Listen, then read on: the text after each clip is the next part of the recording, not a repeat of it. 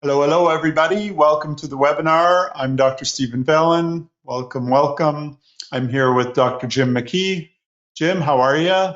I'm wonderful, Stephen. It's great to be with you. Awesome, awesome.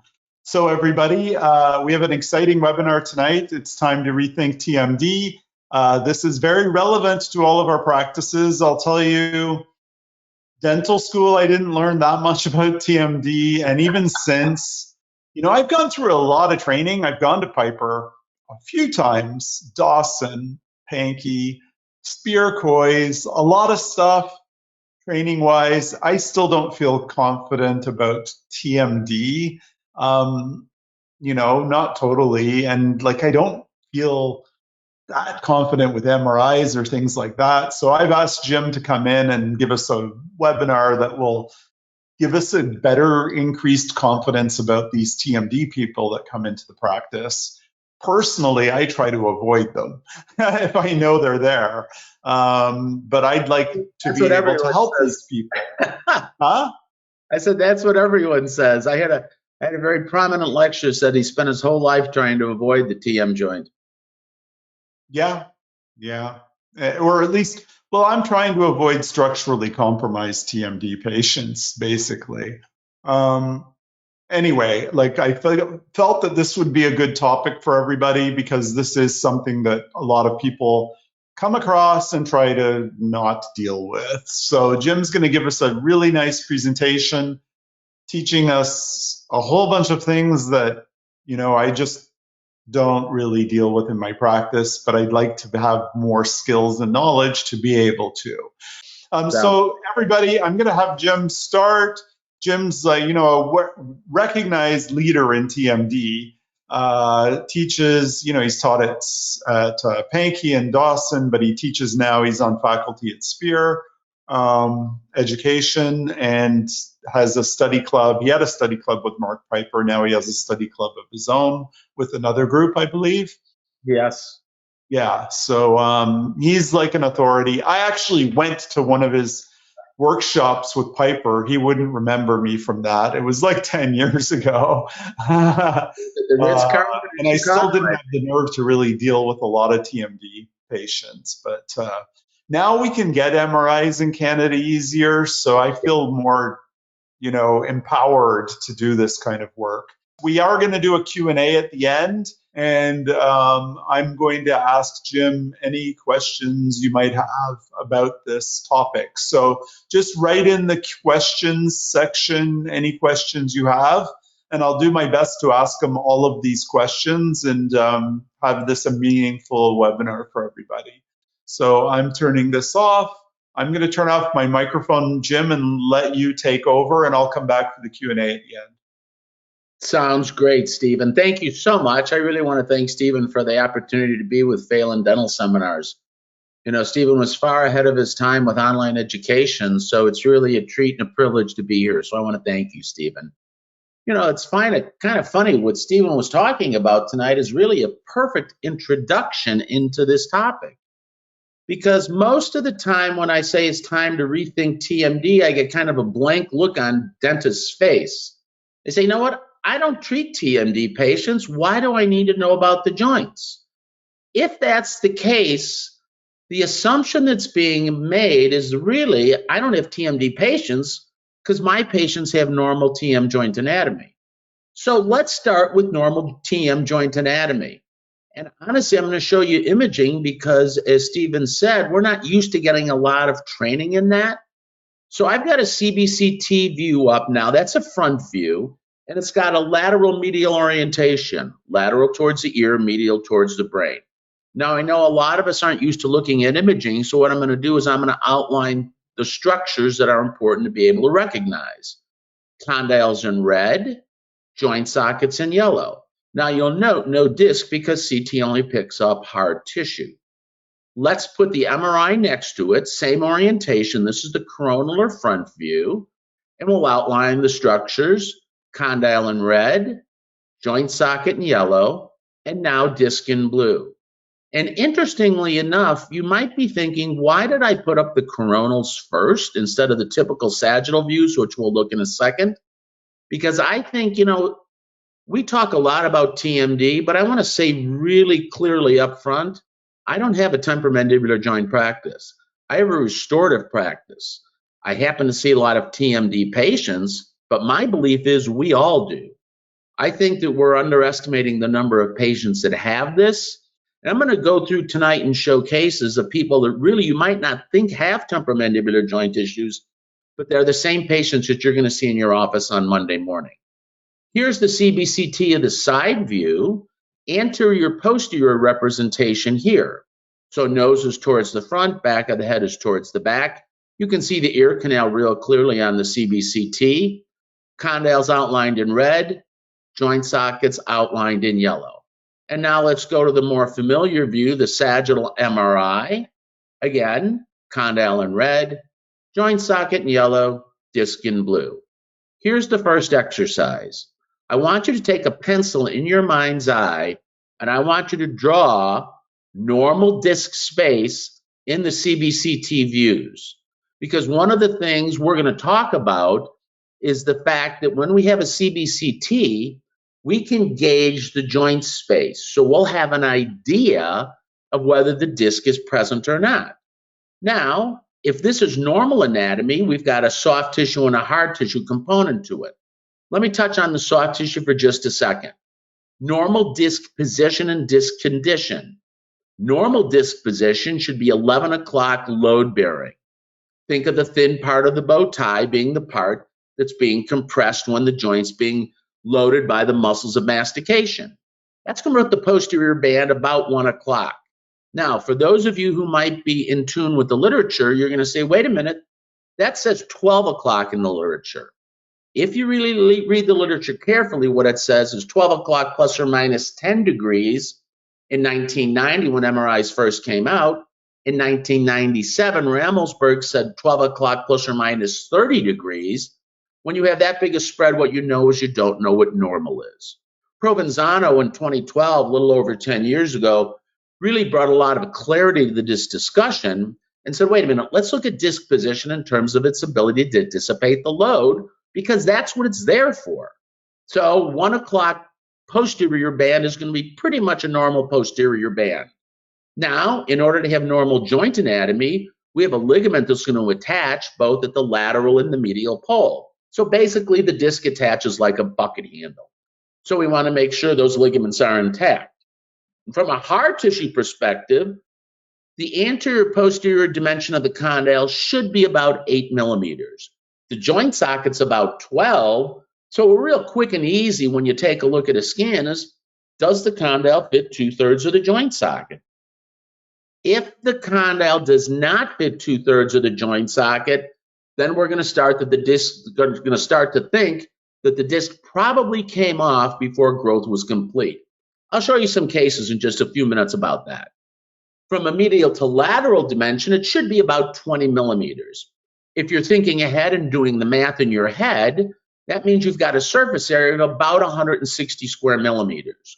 Reality is the condyle's not a complete oval from the top or axial view. So start to think normal surface area is about 120 to 140. The reason why that's important is because that's ultimately where the load is going to be distributed against the joint socket. We want good, strong bone to be able to distribute the load. I'm going to show you some small bone cases, and you're going to realize that all of a sudden, those condyles are like wearing high heel shoes in wet grass. That bone just moves through that soft tissue. So we want to make sure we maintain bone volume when we can. Orthopedically, we'd like the joint centered in the socket, just like any other orthopedic joint. And I want to emphasize the orthopedic aspect of this joint. In my opinion, many times we forget the orthodontic or the orthopedic perspective, because we're so focused on the teeth because we're dentists. You know, I tell this to patients all the time, the teeth are just along for the ride is really the situation. The conversation really starts at the joint level. So we want to make sure that's centered in the joint socket. We're going to take a look now. Whoops, sorry. Whoa. Okay. We want to make sure the inside part of the marrow space is intact as well. I always say, think of the condyle like an M&M, a hard shell outside and a soft inside. The marrow space is the soft inside. You're going to see cases, just think of this similar to a dental pulp. It's got vascularity, it's got innervation, you'll see swelling, you'll see pain. It's very similar structure in terms of the thought process in terms of pain. We also want to look at the top part, which is the cortical plate. That's going to be the hard shell of the M&M. And we'll see some cases where that starts to break down as well. So if we have normal growth, we're going to generally have normal TM joint vertical dimension. Now, vertical dimension is a concept that we talk about, but we usually don't talk about it at the joint level. We usually talk about it at the tooth level. And the discussion relates to, if we have wear on the teeth, how much can we open the vertical dimension to be able to account for the materials to restore the teeth? And normally we're okay, 1, 2, 3. Usually when I ask this question, hands start to raise at 4 when you get a little bit nervous. The irony is we're going to look at vertical dimension changes at the joint level. They're going to dwarf what we see at the tooth level. Normal vertical dimension is going to be based upon ramus length. If we have normal growth, ramus length range is going to be anywhere from, let's say, 60 for someone maybe who's a real small person to 75 who's someone's a really big person. Typically 65, 70, right around there, depending, and then a couple of millimeters for the soft tissue of the disc. But if we have that, basically we're going to have normal joint anatomy. Now, if we have normal joint anatomy, a couple other things I want you to understand. Number one, we're going to talk about medial and lateral pull. We don't talk about that a lot. I'm going to talk about that towards the end of the presentation. But I want you to look at the anatomy, specifically at the medial aspect of the joint socket. Because what you see where that yellow arrow highlights is dense, thick bone that's perfect for load distribution. The muscles are positioned between the teeth and the joints. Force is going to be distributed between the teeth and the joints. At the tooth level, our goal is to set up an occlusion where the teeth contact evenly. We don't want one tooth overloaded. It increases the chance it'll break, it'll wear, it'll loosen, it'll hurt. At the joint level, it's different anatomy. We have a soft tissue disc, but we have fabulous bone at the medial aspect to dissipate the load. So we want to make sure the disc is covering the bone, especially at the medial pole, because that's where the load's being applied. Second thing I want you to understand is I want you to think of the disc as kind of a gasket that positions the condyle three-dimensionally in the joint socket, because what it does, it maintains the vertical dimension at the joint level. So as long as we have that soft tissue disc there, we know we have a repeatable position at the back end of the system. That allows us to have a repeatable position at the front end of the system. Now, on the other hand, if we don't have the disc there, we're going to have a little more wobble or play at the back end of the system, which means we're also going to have the same thing at the front end of the system. Either way is okay. I just want to know what I'm dealing with as a restorative dentist, because now it allows me to frame the patient's expectations more realistically. But one of the things I really want to talk about is disc coverage is critical, and I've already mentioned this once, in the growing years. Because what normal disc position does is foster growth to the full genetic potential. And when we talk about vertical dimension at the joint level, the discussion has always revolved around a loss of vertical dimension. I'm going to change that thought process. I think we need to think, instead of a loss of vertical dimension, which does happen, the more common clinical scenario is a failure to achieve normal, which means we don't grow to normal dimensions. I don't think if we have a 10 millimeter vertical dimension loss that we grew to 55 and then wore 65 and then wore down to 55. I think the likelihood is the disc came off before growth was done, and we never got there. We'll look at some of those cases that demonstrate that. But really, those are the three key points I wanted to talk about if we have normal anatomy. Now, when I say to someone that we really need to rethink TMD, and they say that they don't treat TMD patients, the next assumption is they do have patients that click and pop. Everyone does in their practice. But the thought is that the joints are adapted. So let's talk a minute about structurally altered joints. The first thing we see is clicking. And when you see clicking, what you see basically in this cadaver section, you can see the condyle opening and closing. In the closed view, the disc is forward. In the open view, we pop underneath and get back under the disc. Dr. Westison, Dr. Erickson made these videos in 1985, and they've been a great learning tool to really get a visualization of what happens in the joint, because so many times we don't see it. I used to think when the disc was clicking, the disc was going behind the bone. Now I have a better understanding, not only from the cadaver videos, but also from imaging today, because we can see it. So in this situation, both the bone and the soft tissue still maintain their shape, and they're in pretty good shape, actually. It's just that they don't fit anymore. And the reason they're clicking is because the ligaments are torn.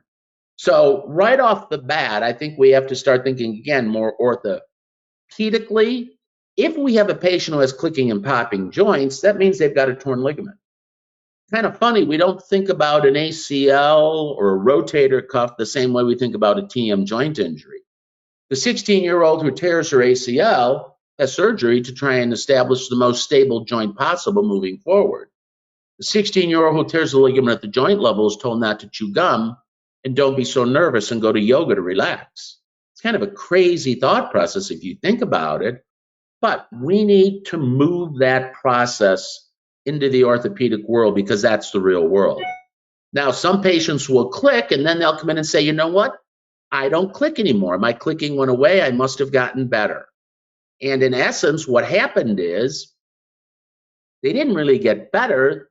The disc dried out, because in a normal shaped condyle disc assembly, the disc has pressure against the pressure against the condyle and the joint socket where lubrication fluid is being compressed into that tissue. In a situation where the disc isn't in the right place, we lose that because we don't have blood flow in the disc, so there's no nutrition for the disc other than synovial fluid being compressed into it when we bite down. Well, if it's not in the right place to get that, eventually it starts to dry out. I'll explain it to patients by saying, think of the grape going to the raisin. Patients get that analogy pretty well. And now you can see in the closed view, the disc is forward of the condyle, and in the open view on the MRI, the same thing. Now, in all these cases, what's happened is there's still soft tissue between the condyle and the joint socket. If we put enough force against that soft tissue, we can go all the way through until it's perforated. And now you'll see bone against bone. You'll see a tiny, skinny little disc, what's left of it, sitting balling up right in front of that condyle when it opens up. But here's the other thing I want you to look at. Look how flat the eminence is. What's that going to do to your posterior teeth if you're trying to separate the posterior teeth in a reconstructive case? Because what's happening is back teeth separate two ways. They separate from anterior guidance at the front teeth and condylar guidance at the back end of the system. Either time the guidance system, either at the front of the system or the back of the system, shallows or decreases, we tend to pick up more posterior tooth contact. So think about that. Again, you can see the structural changes on the MRI in this case, significant bone remodeling. But here's the question I have for you. Here's our second exercise. I want you to take that pencil in your mind's eye back out, and I want you to now draw back how much bone would take to get back to normal condylar contours in that video of the cadaver dissection. Then I want you to add 2 millimeters on top of that. I want you to get a number in your head. If you're thinking 2, I think it's too little. 4, too little. 6, too little. 8, too little. I'm thinking this is double digits. This is 10, this is 12, this is 14. Start to think what happens to the bite in those cases. Start to think what happens to the face in those cases. Start to think what happens to the airway in those cases. because ultimately those are the things that we have to deal with on a regular basis in our practice. Now, we've talked about two assumptions already. Here's the third assumption that I really want you to understand. Most of the time, we think we're not treating TMD patients because we define TMD patients as pain. I hope by the end of this webinar, the thought process is changing on that. The clinical reality is that while TMD can be about pain, it is typically one of the last clinical manifestations of a TMD patient. So let's talk about what is TMD about in everyday practice. This is in your practice. This is in the dentist next door to yours practice. This is the dentist across town from your practice. This is the orthodontist you refer to. This is the oral surgeon that you send your patients to. Everyone has these patients. I'm going to tell you first and foremost, I think TMD is about growth. We are missing the boat on our young patients. The airway world has done an awesome job bringing attention to the fact that a lot of growing patients have airway problems. Many of those patients have joint problems as well. I want to show you one of my favorite patients of all time. Eve is 12 years old. The take home for this, disc coverage is critical for normal growth of not only the mandible, but the maxilla as well in growing patients. We have limited our discussion about structural changes at the joint level, typically to the mandible. I'm going to show you two cases from now where it shows that the maxilla doesn't grow either in growing patients. Here's what her joints look like at 12 years old. But what I want you to do is I want you to answer a couple questions. First thing, does the bone pass the 2/3 test? No. But she's 12 years old already, so we know she's not done growing. But look at her chin. When she walks in the door, you don't need an MRI to diagnose this case. When we look at the retrognathic mandible, when we look at retrognathic maxilla, we automatically, our mind should go, the disc displacements typically occur early in life than we think. We used to think that this was an adult disease. This is a childhood disease. And most of the time, if we have patients who have problems, it starts way earlier in life than we think. So how do we recognize it in these young patients? Here's another take home. If we have a structural change in the joint level, it typically creates a class 2 bite shift. Think about it. Because if the disc comes off, the condyle is going to move up, and that's going to be a net loss of vertical dimension. If you have a net loss of vertical dimension at the joint level, it's a class 2 bite shift. We can see on her mounted model, she's a full step class 2. And now when we look at her anterior teeth in a skeletal position, we'll come back and talk about that. But ultimately, my advice to you is to check these bites not only in maximum intercuspation, because we want to see how they fit together, but check them in a skeletal position too. Because if we do, then we can start to pick up these defects. And when you start to take a look at her canines are uncoupled greater than the thickness of the disc. So in my mind, when I think of this case, I'm thinking we lost the gasket. And now what's happening is the bone isn't growing. That's why she's class 2. What's her future in life? In the dental life, in the dental world. She's going to be an airway patient. She's going to be an ortho patient. She may be an orthognathic patient. She may be a joint surgery patient one day. She's got a long road ahead of her, and yet all we're trying to do is to get a class 1 occlusion with orthodontics. We have to have a bigger picture today. So that's our first case. Another really interesting case, Kelly's 11 years old. Kurt Schellis talked about this over 30 years ago in a landmark article published in the AJODO that talked about in the cases of lower facial asymmetry, the chin is uniformly deviated towards the smaller or more degenerated TM joint. Take a look from condyle to chin point. Which side are you suspect of? Most of you are going to say the right side. This is an easy case. You can see it when you look at her face. Now, when we take a look at the imaging, what a difference between two condyles. When you take a look at the condyle on the right at 11.44 millimeters, we see now a cortical plate that is corticated, which means she's done growing. If we see a corticated plate in the growing patient, growth is done. In the adult patient, if we see a corticated plate, typically means the joint's stable. If we see a non-corticated joint in the growing patient, like we do on the left side, with 18.19 millimeters medial to lateral dimension, that means that growth is possible. So think just the opposite for the adult. If it's open in the adult, it probably means a more unstable joint. So cortical plate, you just have to think about, is it a growing patient or an adult patient? But what's going to happen in this patient? Is the right side going to grow anymore? Probably not. Is it possible that the left side will grow more?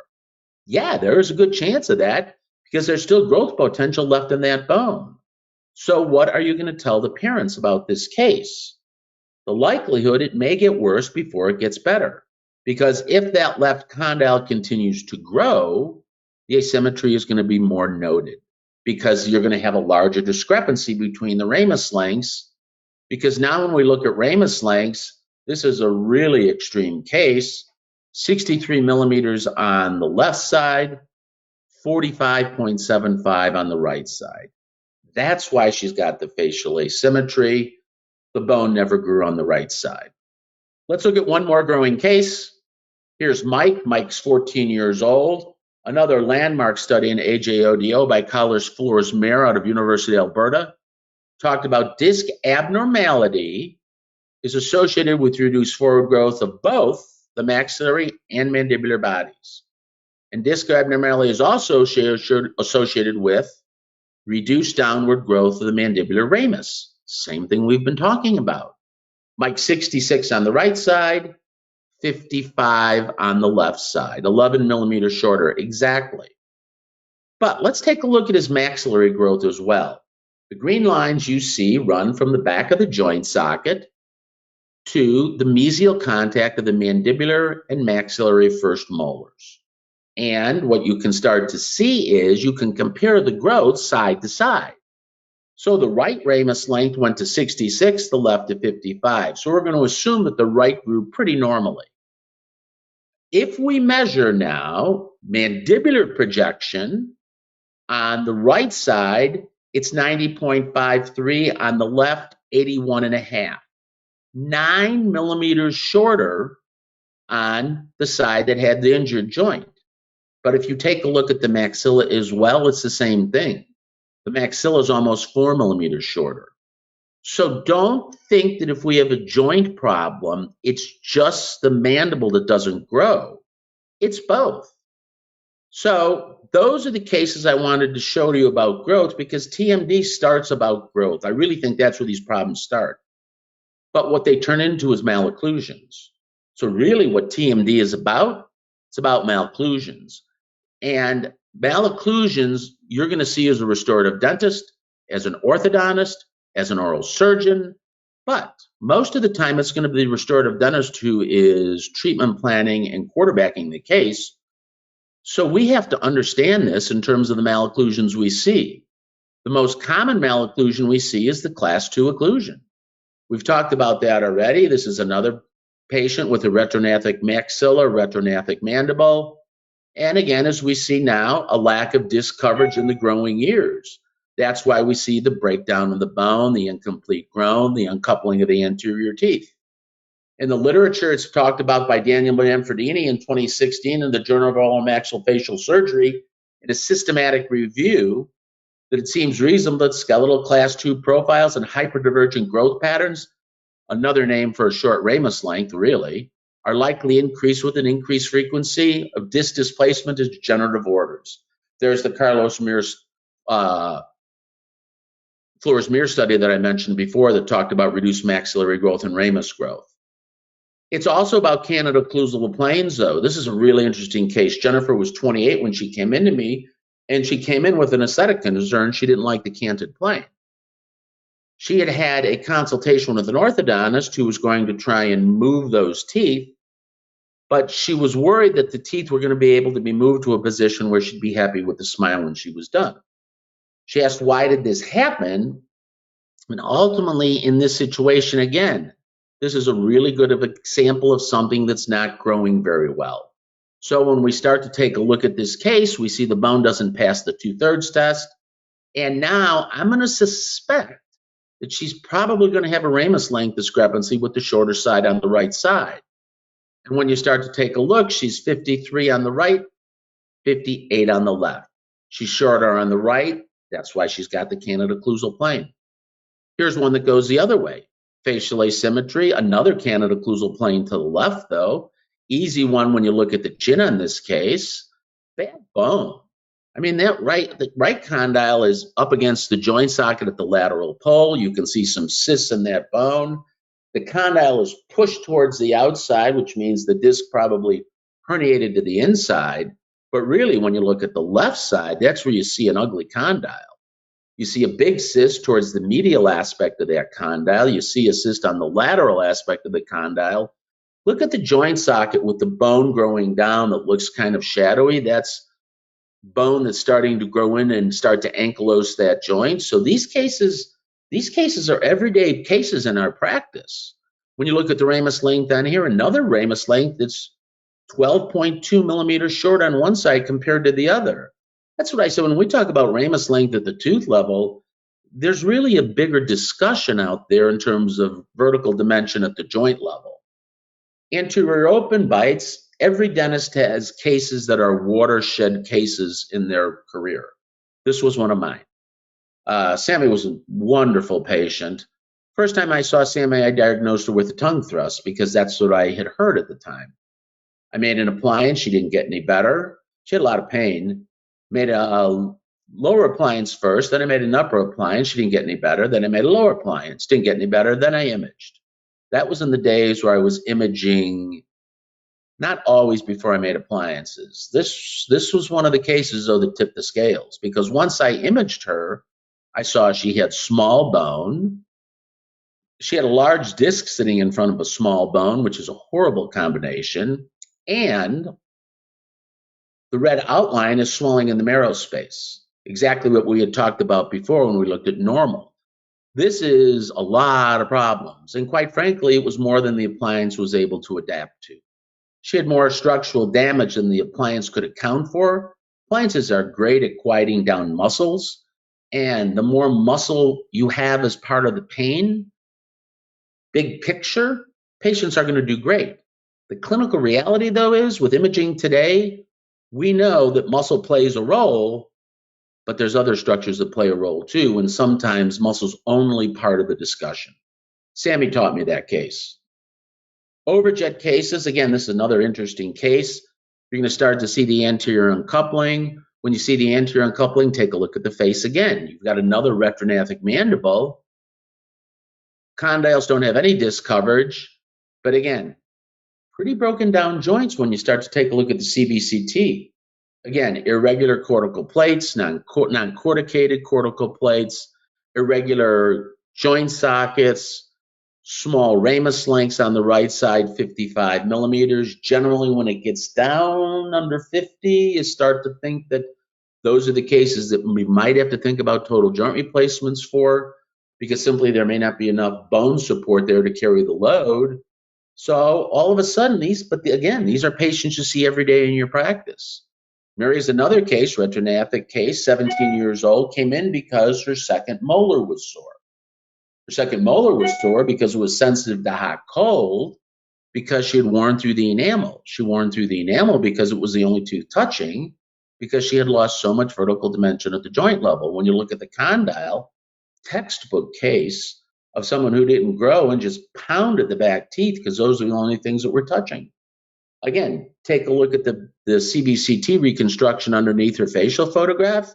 You know she's an airway patient simply by looking at that as well. All these patients present with the same things: malocclusions, airway, retrognathic. It's all the same issue being looked at in different ways. Speaking of retrognathia, this is another really interesting case. 10 years, 6 months is the facial photograph. You can see she's not growing there. I picked up the imaging at 16 years, 10 months, and left condyle simply never grew. It explains the retrognathia. Skip is a high mandibular plane angle case. I said before that's another name for a short ramus. You can see he's got pencil condyles, but these patients are also called vertical growers. They're called clockwise growers, but so many of these are airway patients. Look at the compressed pharyngeal airway space, because if you have a short ramus, it's going to increase the chance that you just can't project the mandible far enough out there to not have a compressed pharyngeal airway space. So ultimately, while TMD is about malocclusions, it's about things that don't fit either at the tooth level, the skeletal level, or the joint level, or the airway level. TMD can be about orthodontics, and it's a huge component of orthodontic discussions. This was a tough case. Madeline was 13 years old, and the orthodontist called me and said, Jim, I'm having a hard time getting out of this case. It was a good orthodontist, a well-trained orthodontist who works really hard to do the best care he can for the patients. Problem was, the case was started without understanding the condition of the joints. Now, typically, what you hear a lot of blame is, well, why didn't the orthodontist do that? I'm going to give you a different perspective on that. I think that we're not supporting our orthodontists the way we should be. And quite frankly, I think this lies in the responsibility of the referring dentist. So, a class 2 patient like this, I believe today should be imaged by the referring doctor to the orthodontist with a phone call or a letter and says, hey, we've got a patient with structurally altered joints. What should we be thinking about in the orthodontic case? Because then it's an explanation to the parents. Now, whatever is going to happen here, this is an excuse because she was supposed to get her braces off 6 months ago and can't get the anterior teeth to couple. So those are the cases that burn the stomach lining. Those are the cases that keep people up at night. I'll show you another orthodontic case that's interesting, but when you take a look at her ramus lengths again, she's another one that's not growing. She's 52 on one side compared to almost 60. So it starts early. Here's Gigi. Gigi's 44. I want you to take a look at her case, and I want you to reverse engineer what happened. You got it? Take a close look at the maxillary arch.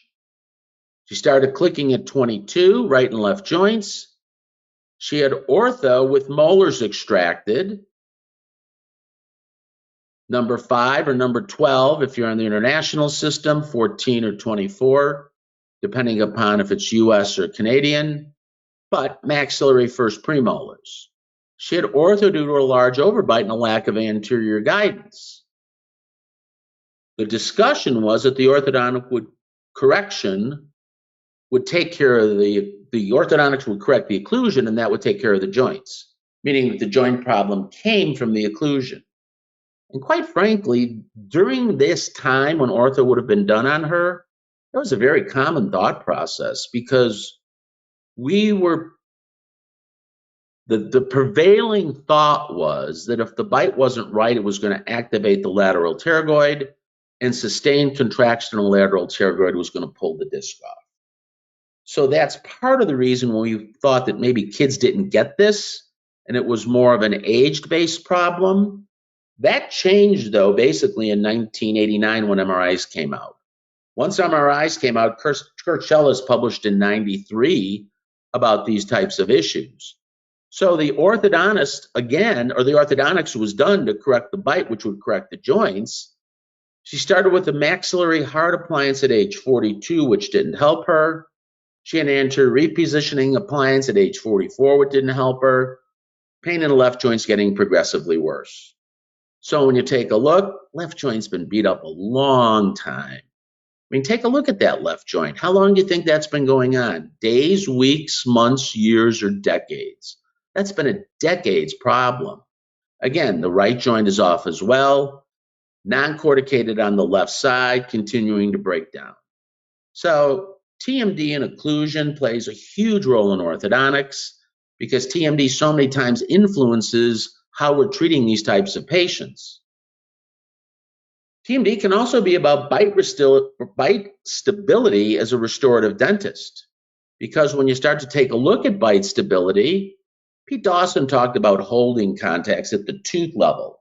When teeth erupted, they would contact each other, and that would actually help stabilize the occlusion. Mark Piper brought the concept up of actually the disc being a holding contact at the joint level. I thought a very innovative way to think about occlusion at a joint-based level.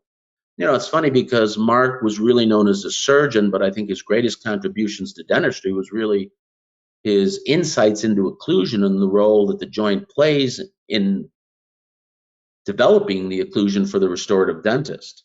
So if we think of the disc as a holding contact at the joint level, now we are able to see that we can start to have stability and we can build a bite that's going to be stable. So what makes occlusion complicated? It's when we don't have a holding contact. Either at the tooth level, you see a change in tooth position, decreased tooth volume, a change in tooth condition, but you see the same thing at the joint level here. You see a change in the bone position, you see a change or decrease in the bone volume, a change in disc condition as well.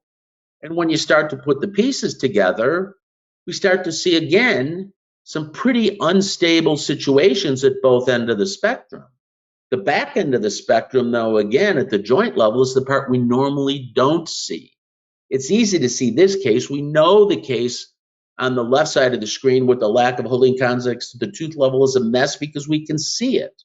We can't see the joints are a mess on the right side unless we get the imaging. So that's why imaging becomes more important the more we take a look at this, because it provides so many answers. So in terms of bite stability, if we take a look at Marilyn's concern, her chief treatment planning issue is she had an uneven bite with heavy contact on the left side. And you can see why. When you take a look at the left side on the CBCT, she's lost bone at the cortical surface. She's also got a decreased ramus length, and everything now is shifted to the left side, so that's why she's heavy. Her initial point of contact is 15 and 18, 27, 37 on the international system. But here's the treatment planning question. Can we do dental treatment? Are the joints stable?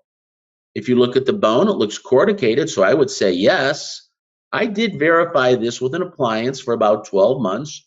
She didn't change on the appliance, and she didn't have a lot of pain.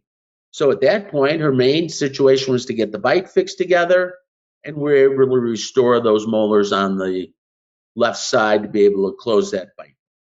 So bite stability plays a role, especially in joints. Joints can be also about aesthetics.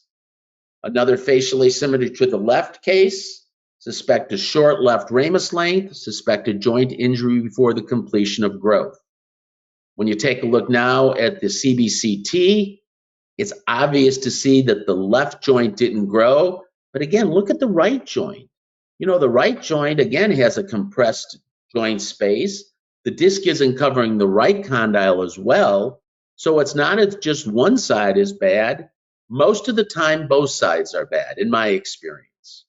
Retronathia is another case when you take a look at these aesthetic patients. Allison has a ramus length of 49.6 on the left side. Automatically, when you start to see this, I want your mind to start thinking injury during the growing years. I didn't have disc coverage on the bone, and the ramus length didn't grow. You just don't see these types of cases if that's generally not the case. Another way to put it is I don't see short ramus lengths if the disc is covering the bone. I strongly believe today the disc is the first domino that has to fall. And most of the time, it's not idiopathic condylar resorption. It's early onset joint problems because the disc wasn't covering the bone in the growing years. Ultimately, though, TMJ becomes about airway. This is a really neat case. Leah is a woman who you can see how compressed not only her mandible is, but her maxilla is. But look at her condyle. She's got nothing left again. This supports what Dodgard talked about in 2020. David Hatcher was the second author on this, that TMJ disc displacements have a higher percentage of altered skeletal morphology, such as decreased ramus lengths, exactly what we've been talking about, posterior facial height, clockwise rotation of the ramus and the mandible. This results if studies indicate there's been a condylar growth disturbance. Airways become narrower secondary to TM joint change. There's a lot of discussion about airway causing TMD problems. I think we need to take a bigger look at the picture and realize that many times the compressed airway spaces that we're seeing at the pharyngeal level, and sometimes the oropharyngeal level as well, are due to the fact that you have structural alterations at the joint level, and the mandible wasn't simply able to project out far enough, and neither was the maxilla as well. Short ramus lengths here, a super compressed pharyngeal airway space. So we start to understand now that occlusion plays a role in airway. All these things that we're treating every day in our practice, the joints are playing a role in. Finally, okay, it can be about pain, but it's not always about pain. Let's take a look at a pain case though. Catherine's 32, pain in the left joint and an uneven bite. So I'm going to guess that the occlusion problem came first. She was given an anterior deprogrammer. Problem is the pain got worse when she got the anterior deprogrammer. So the anterior deprogrammer, the assumption was the pain was due to muscle hyperactivity because we've been taught that muscle causes most of the pain that we deal with on a regular basis. The anterior deprogrammer was supposed to separate the posterior teeth to decrease the muscle contractions. The decrease in the muscle contraction then was supposed to resolve the pain in the left joint. So that's the thought process. Now, clinical reality, anterior deprogrammers are going to distribute the load between the teeth and the joints.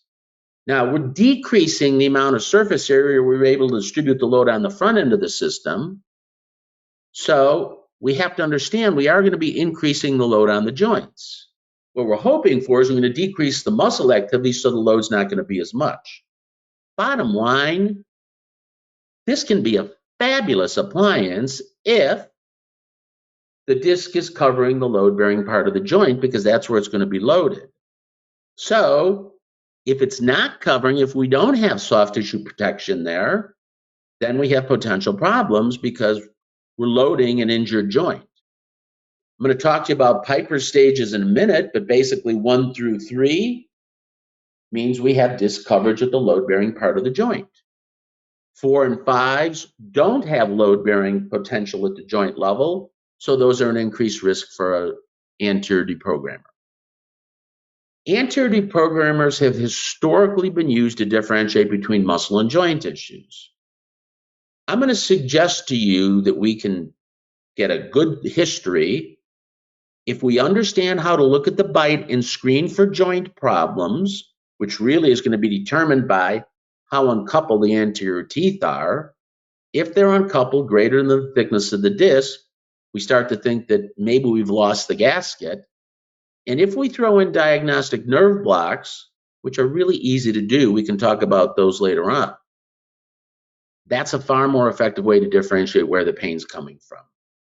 So deprogrammers can be great, but I think we need a little bigger picture view on them. So here's her history. She had a lot of stuff going on. Ultimately, when you look, she had some early injuries from a dog bite. She had a stretch injury from tonsils and adenoids being removed, tonsils being removed. But she had 4 premolars extracted at age 12. What does that tell you? It tells you she wasn't growing at age 12. If she was growing, they wouldn't have had to take out the 4 premolars. She was clicking at age 14, both right and left side, and she just kind of kept on going downhill from there. 4 appliances over the last 3 years, left side's the problem. Here's what her bite looks like. So take a look at the bite, and now the question is, are the anterior teeth uncoupled greater than the thickness of the disc?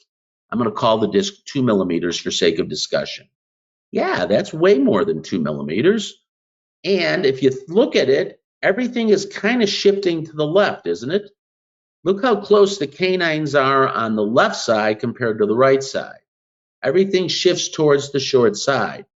61.3 on the right, almost 53 on the left. That's why everything's shifting that way, because that's basically where the joint was injured early. And you can see by looking now at the CBCT, it simply didn't grow. It actually is pretty stable, though. As you can see, it's got a pretty well corticated plate. But again, it's just small bone, so we don't have tremendous load-bearing capabilities, so it's being overloaded by a force distribution issue. We're not used to thinking about it that way, but that's ultimately what it is. This is a physics discussion. How much load's being applied to the system? Is the system able to withstand it? You've got 54 square millimeters of bone there trying to dissipate the load, and quite frankly, it's probably not enough. So that's part of where the pain's coming from. Let's talk about pain for a second, because in a restorative practice, what are the potential issues? Well, muscle for sure, intercapsular for sure, either disc or bone. We see a lot of upper cervical spine, and we see a lot of neurogenic sympathetic pain. I wanted to talk about those a little bit because most of the time we're intimidated by these because we don't know the source of the pain. But the question is, how can we predictably determine the source of those pains? So when you think about it, remember when I talked about those nerve blocks before? We'll talk about those again in the future. If you can figure those out, all of a sudden the mystery goes away. It actually becomes pretty easy. So, a couple key points. The disc at the medial pole plays a key role in growth and development. The disc at the medial pole plays a key role in load distribution. The disc at the medial pole plays a key role maintaining a repeatable condylar position and can be used to create a predictable occlusion. Risk factors increase for incomplete growth, pain, and/or bite instability if the disc doesn't cover the medial pole. So I was doing this lecture, and someone asked the question, what's the medial pole? So let me define it a little more clearly. We talked about it earlier. It's the load-bearing part of the joint. It maintains the vertical dimension, and it makes sure that if we're covering, it's going to grow in the growing years. Mark Piper came up with a classification system that's invaluable in the restorative world. Basically, there's 3 types of joints. Structurally intact, that means the ligaments attached at the lateral pole and the medial pole, low risk case. Very stable occlusion. As long as you do a good job restoring the case, you should be fine. Structurally altered at the lateral pole. This is a click, but at the lateral pole. The load-bearing part, the medial, is still intact. Think of a disc displacement with or without reduction at the lateral pole. Yellow-red, again, low risk because the load-bearing part's protected. Structurally altered at the lateral pole and medial pole. If the middle slide is partially herniated, the slide on the right is fully herniated. Those are the yellow-red cases. Those are the ones that carry more risk. Doesn't mean you can't treat them, just means I want to know a little bit more about them. We have normal hard tissue and soft tissue in the green cases. Partially herniated soft tissue, don't know about the bone. Probably okay at the medial pole, lateral pole uncertain. And then the yellow-red cases, we know the disc is off all the way and we don't know if the bone changes or not. But we do know if the bone changes, it's almost for sure that the disc is off. So Piper stage 1 and 2s are the greens. 1 is normal joints, 2 is a lateral pole ligament laxity. It's the guy who clicks every once in a while, doesn't hurt, no bite changes. Normal joints. 3A and 3B are the clicking and locking joints of the lateral pole. 3A is a lateral pole click, 3B is a lateral pole lock. Easy. Now, these are the low-risk patients. Low risk for dentists, low risk for patients. They're probably not going to hurt. If it does, it's probably muscle and you can control it well with a deprogrammer or a splint. They're probably going to grow well, so you're going to have less malocclusions, and you may not have the airway collapse if you're able to grow enough to maintain an open airway. The yellow-red cases, if 3A was a lateral pole lock or lateral pole click, 4A is a medial pole click. 3B was a lateral pole lock, 4B is a medial pole lock. 5A is perforated acute, meaning it's bone to bone like the last video that we saw and they hurt, or bone to bone and they're adapted or they're chronic. You can do a lot of dentistry in this stage, so I don't want you to go home paralyzed thinking that every person in this stage, in this grouping, needs surgery. That is absolutely not the case, so please don't hear that. But these are the higher risk patients because you're more likely to have pain, you're more likely to have a malocclusion, you're more likely to have poor growth both at the maxillary and mandibular level, and you have a higher risk for compressed pharyngeal airway space. These are the ones you want to image, because ultimately I want to see the risk factors. I want to know how much risk factors I have, because that's really where the problem is going to be in terms of how we put these types of cases together. So here's my question for you. I want you to think about how TMD impacts your daily practice. TMD can be about growth. We looked at those patients. Those are the same patients that you have in your practice. Here's the way to think about it. The next class 2 orthodontic patient you refer out, start to think. You think there's a joint component involved in this case? Those are all growth cases. Start taking a closer look at kids in your practice. If kids in your practice click, take an even closer look at them. Kids should not click. Joints should be normal through the growing years so the bone can fully develop, and therefore the teeth can hopefully get to a class 1 occlusion. But the reality, TMD is about malocclusions. I'm a restorative dentist. I treat malocclusions all day. And I will tell you, it's pretty rare to find one that doesn't have a joint-based component to it. Open bites, cross bites, deep bites, overjet cases, retrognathic cases, asymmetry cases, they've all got a joint component. We looked at them all tonight. TMD is about malocclusion. It can be out about orthodontics as well.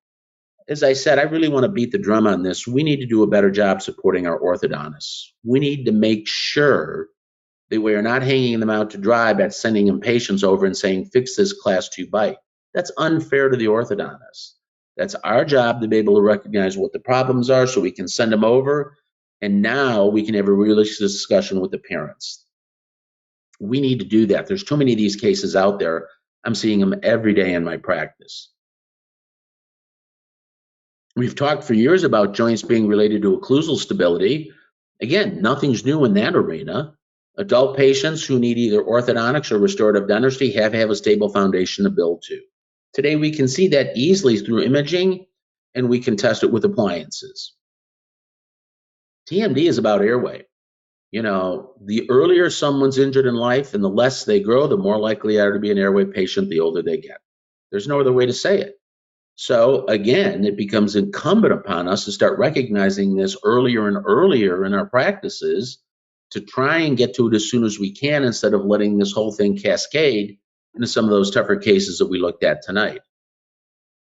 TMD is about facial aesthetics. We've seen it in retrognathy. We've seen it in facial asymmetry. Those are not uncommon presentations. Those are tough cases. You know, those are the orthognathic cases, and all of a sudden now the orthognathic cases become, okay, is the joint stable enough to do this?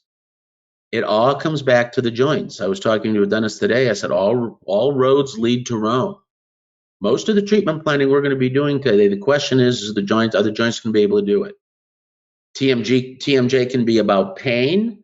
That's traditionally what we've made it about. In reality, it's probably the last thing we see. We see all the other stuff before. So by the time it hurts, usually the horses are out of the barn. So our job is to try and pick it up as restorative dentists before it hurts. That's how we can help our patients. What's the opportunity for your practice if you can incorporate this information? I will tell you now, there are patients beating the doors down to get into the dentist who are implementing this type of dentistry. You know, I'm really fortunate.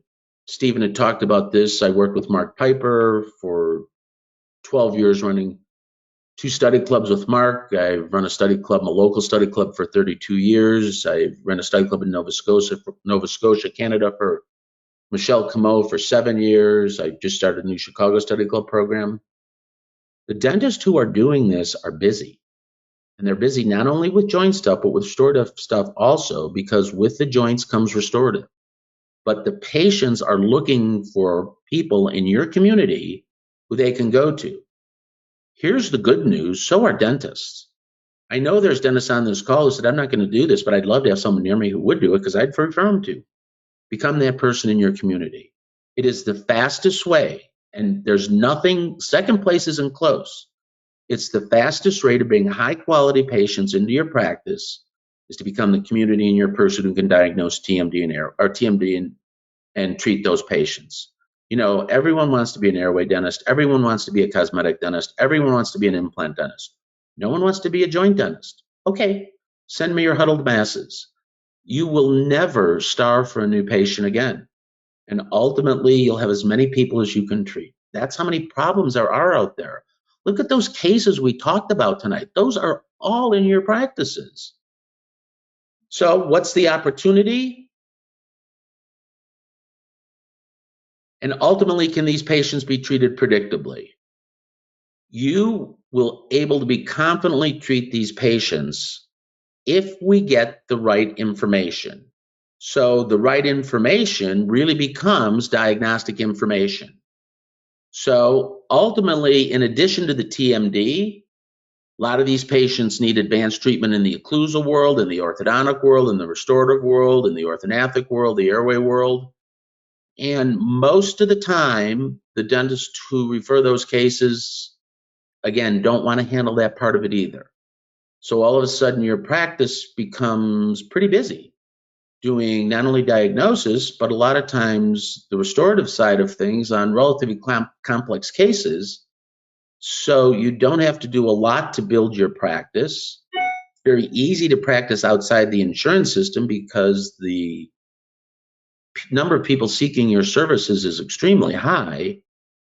But in order to do this, you have to be able to create systems in your practice. It's all about systems. Because without systems, we don't have a way where we can start to implement things now, and we don't have a way to make sure we can keep things moving through the practice on a consistent basis. So what are the benefits of creating systems to treat these types of patients? You can help people who have legitimate problems, and they're seeking real answers to real problems. Now, everyone says these patients are crazy, so I'm going to address that issue. You get a few patients who have problems north of the condyles, but you get those in every part of dentistry. Ultimately, in my experience, the vast majority of these patients have had problems that have been able to be solved. It required, though, a complete analysis of the anatomy with an MRI and a CBCT. Once we know the anatomy, it's like anything else, we have a better idea what the treatment options are. You're going to have an immediate number of increase in the new patients coming to your practice. I mean, I've seen it in multiple practices over the years. There's that many people out there who are looking for it. Become the person if you're looking to build a practice. It all depends on what stage you're in your practice. But even the dentists who aren't looking to build a practice, who have incorporated this, are more enthusiastic about dentistry than they've ever been because they're able to solve problems they never used to be able to solve. So all of a sudden, the cases become more predictable. The cases become more fun. You can help more patients. Ultimately, your case acceptance rate exponentially increases because you understand the system. So all of a sudden, the cases that we passed on doing before because I wasn't confident doing them, you're confident doing them now. So it really allows you, I think, to build an awesome, awesome practice. And with that, I think I'm going to pass it back to Stephen. All right. Well, thanks, Jim. And amazing presentation so far. I really did learn a lot. Thanks so much, Stephen. I really appreciate it. I just want to remind everybody to stick around, and we're going to have a nice Q&A session. Type in any of your questions. We'll do our best to get to as many questions as possible. But first, I have a special announcement. And today, we are relaunching TMD Online. And we originally offered TMD Online last year, and that was before Jim started building the course.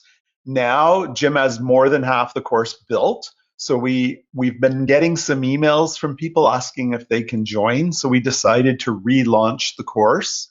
And if you want to recognize and confidently treat TMD in your practice, TMD Online is specifically for you.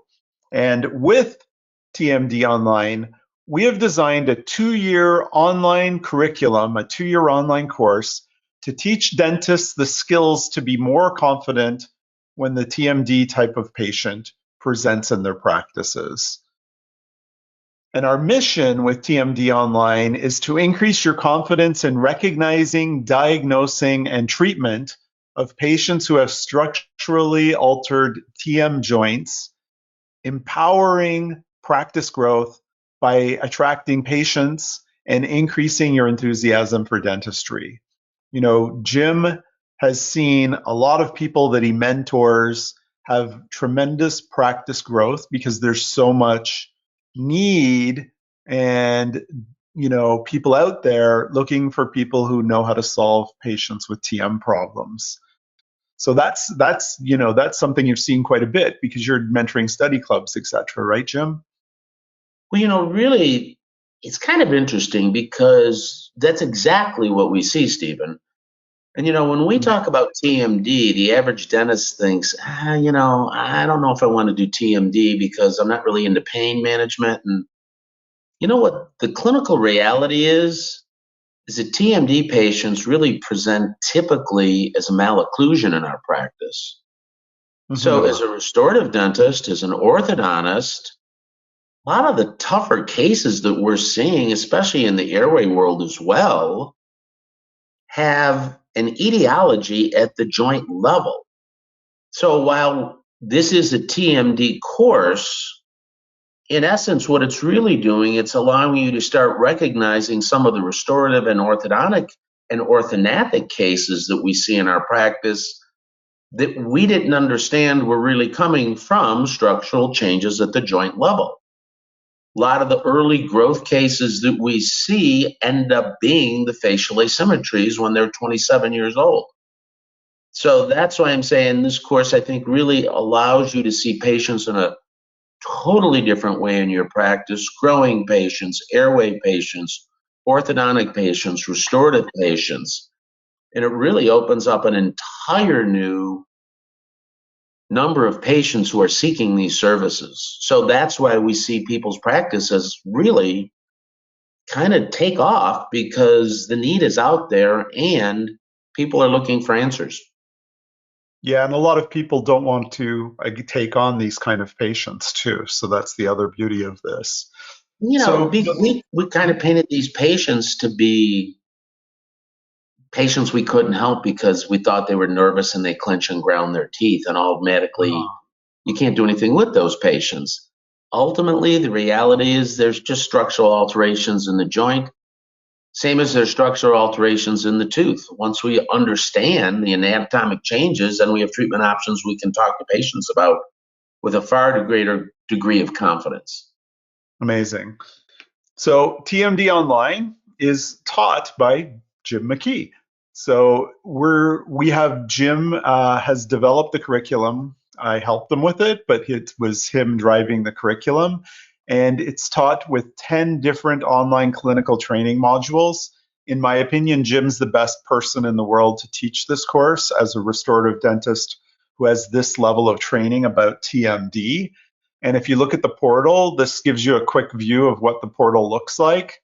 And we've added a link to the side of this page for you to join. And it's a little different than our usual URL because we had a little problem last week with sub pages. So we've created a subdomain, and it's basically courses.failanddentalseminars.com/TMD-online-WJ. So basically, we're using courses dot as a subdomain, but this is the URL. There's going to be a button that pops up now if you're on a computer and not on your phone, where you'll see, join TMD Online.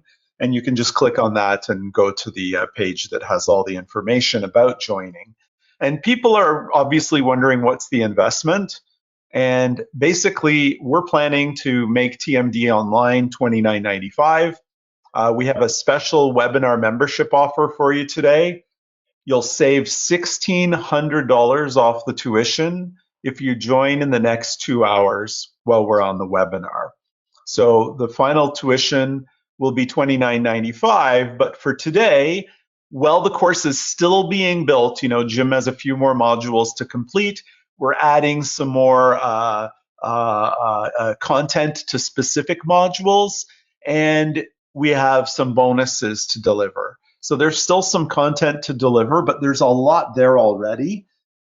So, at this point in time, it's one payment of $13.95, 4 monthly payments of $375, or, we have the option of 8 monthly payments. These are consecutive monthly payments of $195. So those are 3 different options to invest in this program. And it's a 2-year membership. So you have 2 years to learn all of the content.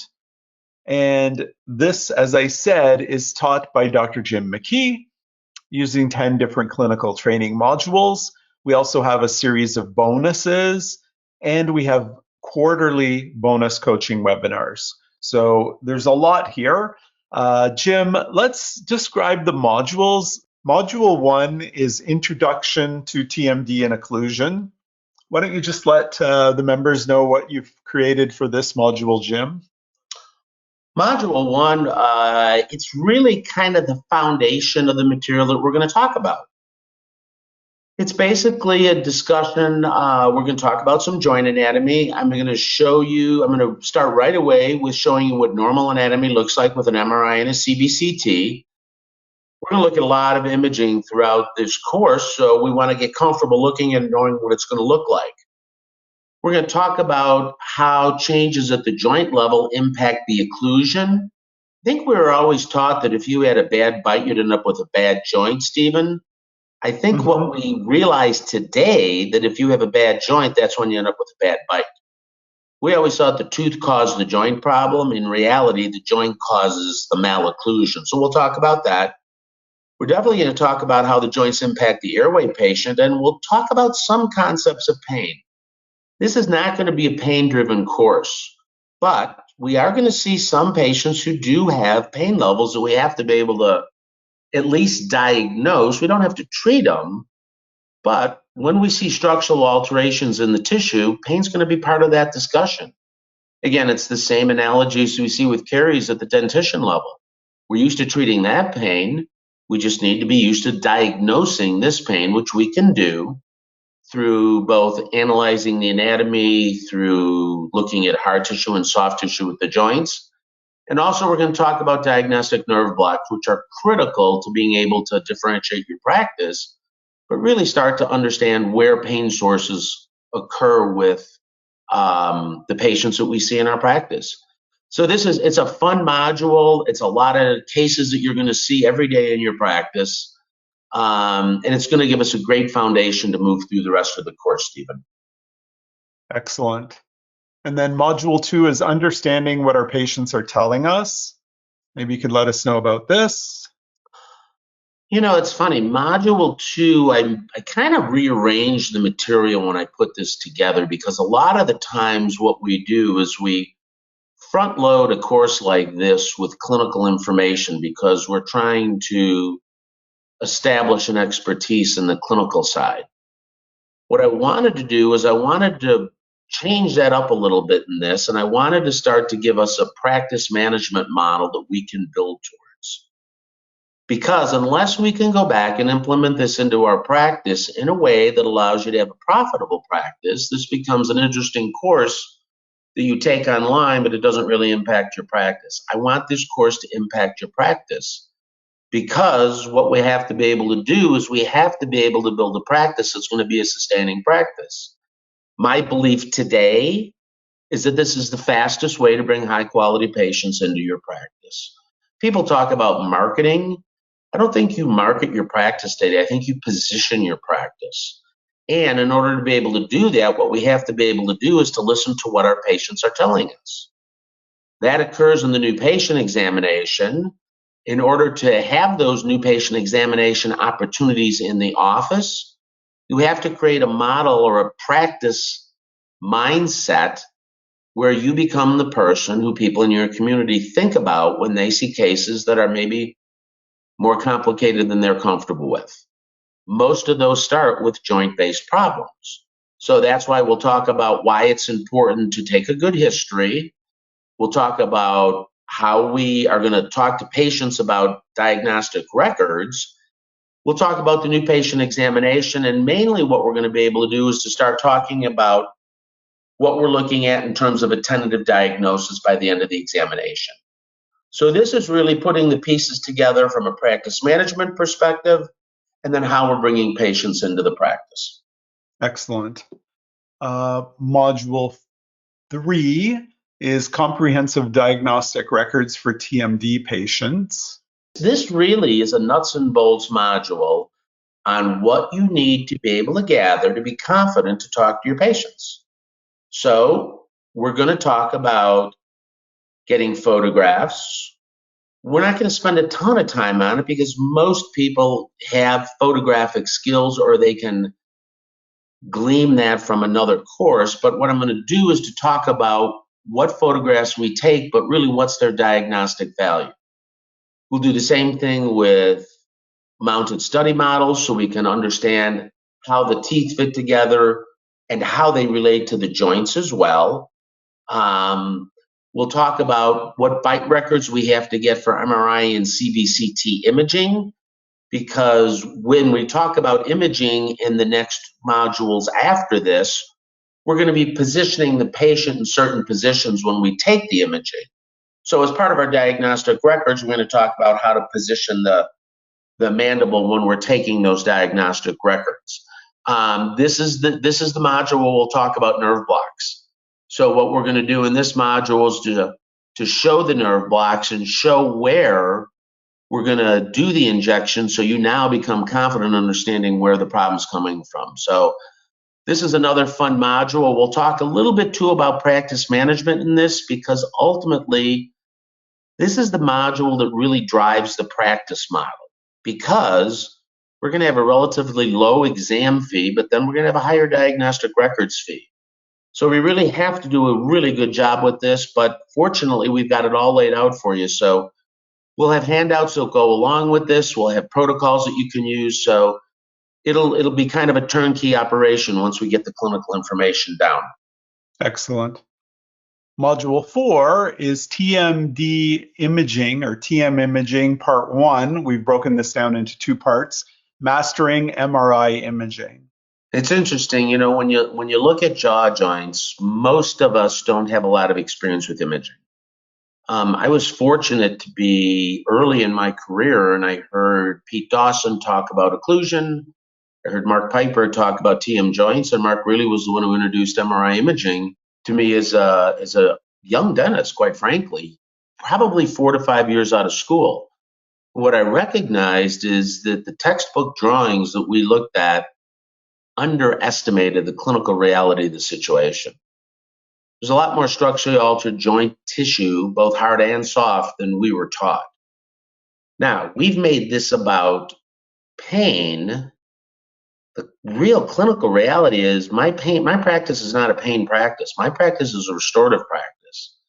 And what we start to see when we see structural changes in the joint is we see typically a change in the vertical dimension of the joint. And either that's an increase in vertical dimension or a decrease in vertical dimension. Another way to think about that would be a failure to achieve vertical dimension. What that really means is that the condyle didn't grow, and that's why MRIs are critical to understanding structural change at the joint level. Because a lot of the problems that we're going to see occur in patients earlier than we think they did. And when you take the CBCT, the bone might still look good. The problem is if the soft tissue is not covering the condyle in the growing years, the likelihood of a growth-based defect at the condyle level and or the ramus level increases pretty significantly. So what we see is basically the class 2 patient. We were taught that those were genetically based. I think what we know today is that those are structurally based. So if they're structurally based, the best thing we can do for our orthodontic colleagues is to recognize that problem before we just ship them off and expect the orthodontist to magically turn a class 2 occlusion into a beautiful class 1 finish. We're setting the orthodontist up for failure.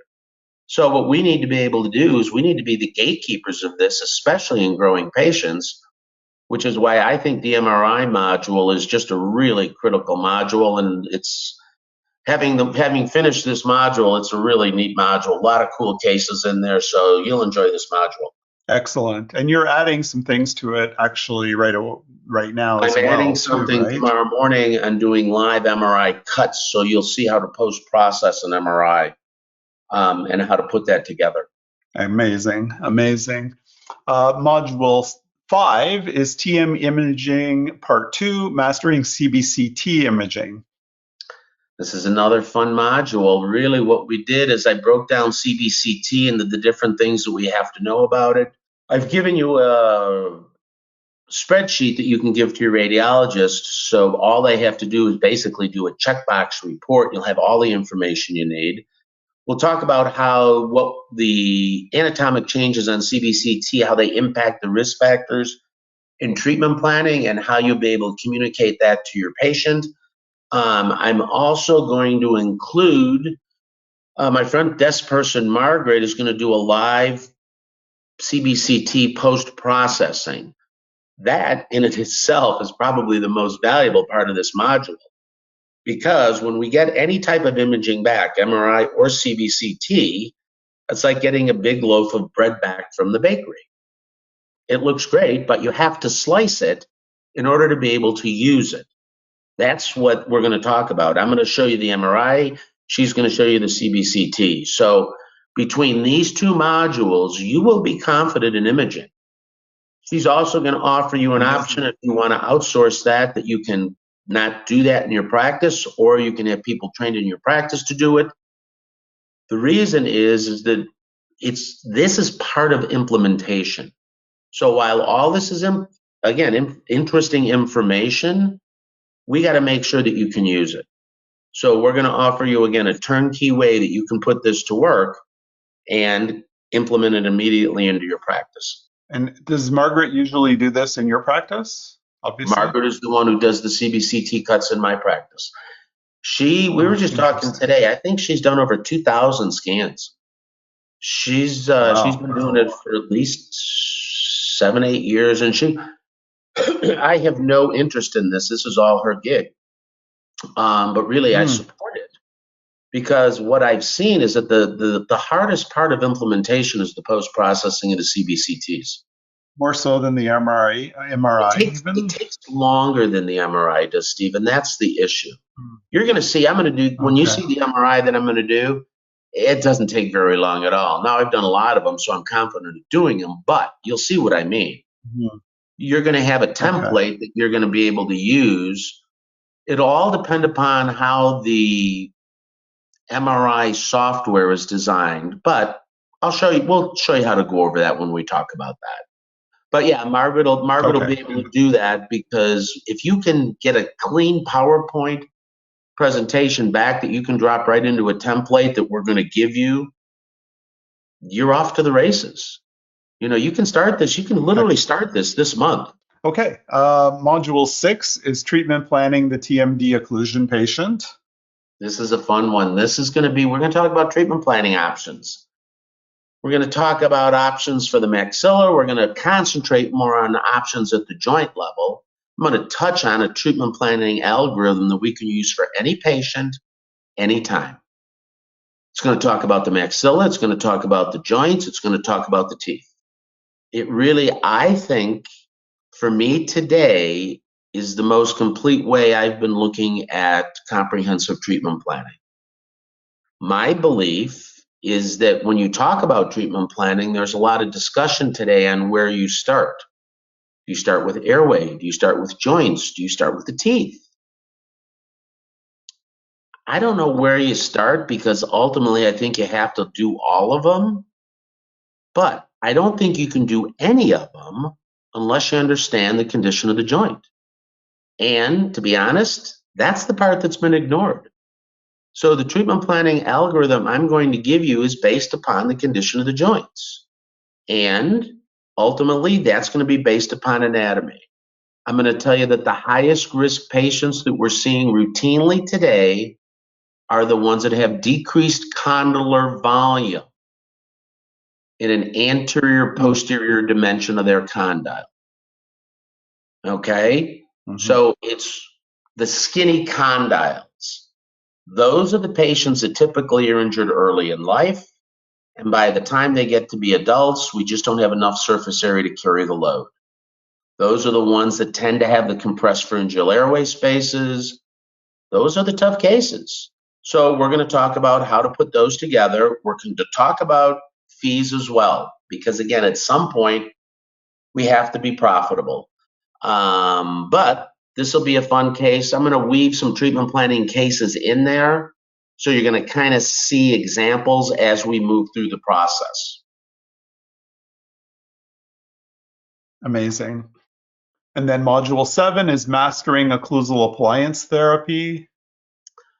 You know, we decided to put this module here because a lot of times what we see, especially with patients with structurally altered joints, is we need phase 1 therapy. That's what occlusal appliance therapy is. We're going to talk about how to design appliances, but really what I want to do is I want to talk about a lot of the different appliances that are being used today. There's probably 4 to 5 main types of appliances that are used today on a regular basis.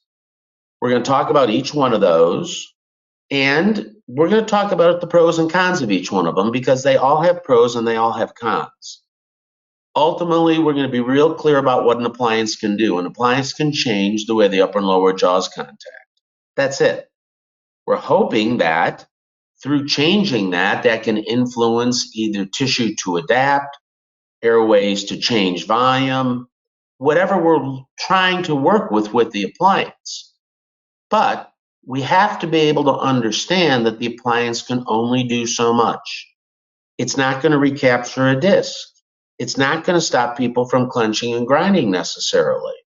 So we'll talk about how to fabricate those. I'll show you an analog method. I'll show you a digital method, depending upon whatever method you feel most comfortable with in your practice.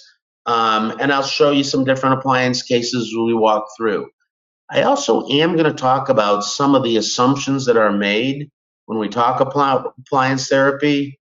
And I think some of the things we have to rethink about appliance therapy today as well. So this will be a really practical module because I think appliances really, if I look at my practices, appliances play a pretty significant role from a practice management perspective in terms of what services we offer. But again, I think a lot of times it's the first phase of treatment for people who really need some treatment at the joint level. So this will be a fun module. Excellent. And then module 8 is real world TMD case studies. This is going to be a fun I love this type of module. I'm going to show different cases. I'm going to show some restorative cases with normal joints. I've got a really cool bone grafting restorative case. I'm going to show some occlusal appliance cases. I'm going to show some growth cases. I'm going to show some airway cases. I'm going to show some joint surgery cases. So this will basically be a case study module. Neat cases, a lot of different cases. We'll talk about the technical and non-technical sides of it. And I'll show you some cases that worked, and I'll show you some cases that didn't work. Amazing. And module 9 is an evidence-based approach to TMD occlusion. Module 9 is the lecture I've always wanted to do and haven't done it. Basically, what I'm going to do, this is going to be a literature lecture, but it's not going to be a typical literature lecture. It's going to be a clinical lecture. We're going to show a case, and then we're going to look at what the literature says in relation to the case. So I'm going to have a lot of different scenarios. There's a lot of literature on growth. There's a lot of literature on anatomic changes. There's not a lot of great literature on treatment outcomes, unfortunately. And we're going to talk about why that is the case. A lot of it comes from the fact that we don't have homogeneous patient populations in a lot of the literature that we read.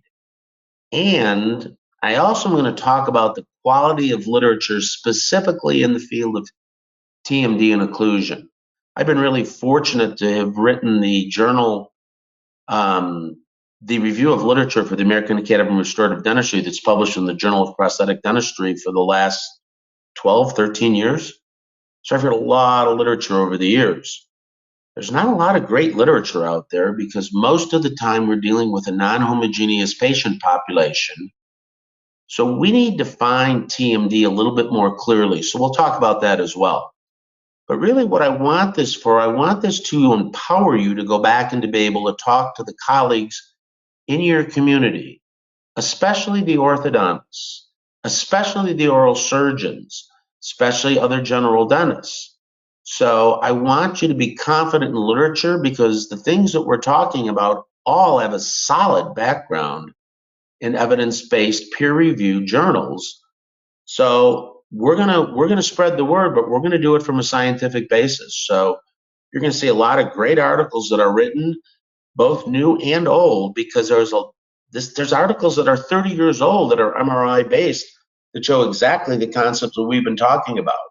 This will be a nice um, scientifically prepared module with literature, and it'll have clinical cases to go along with it. Excellent. That should be really cool.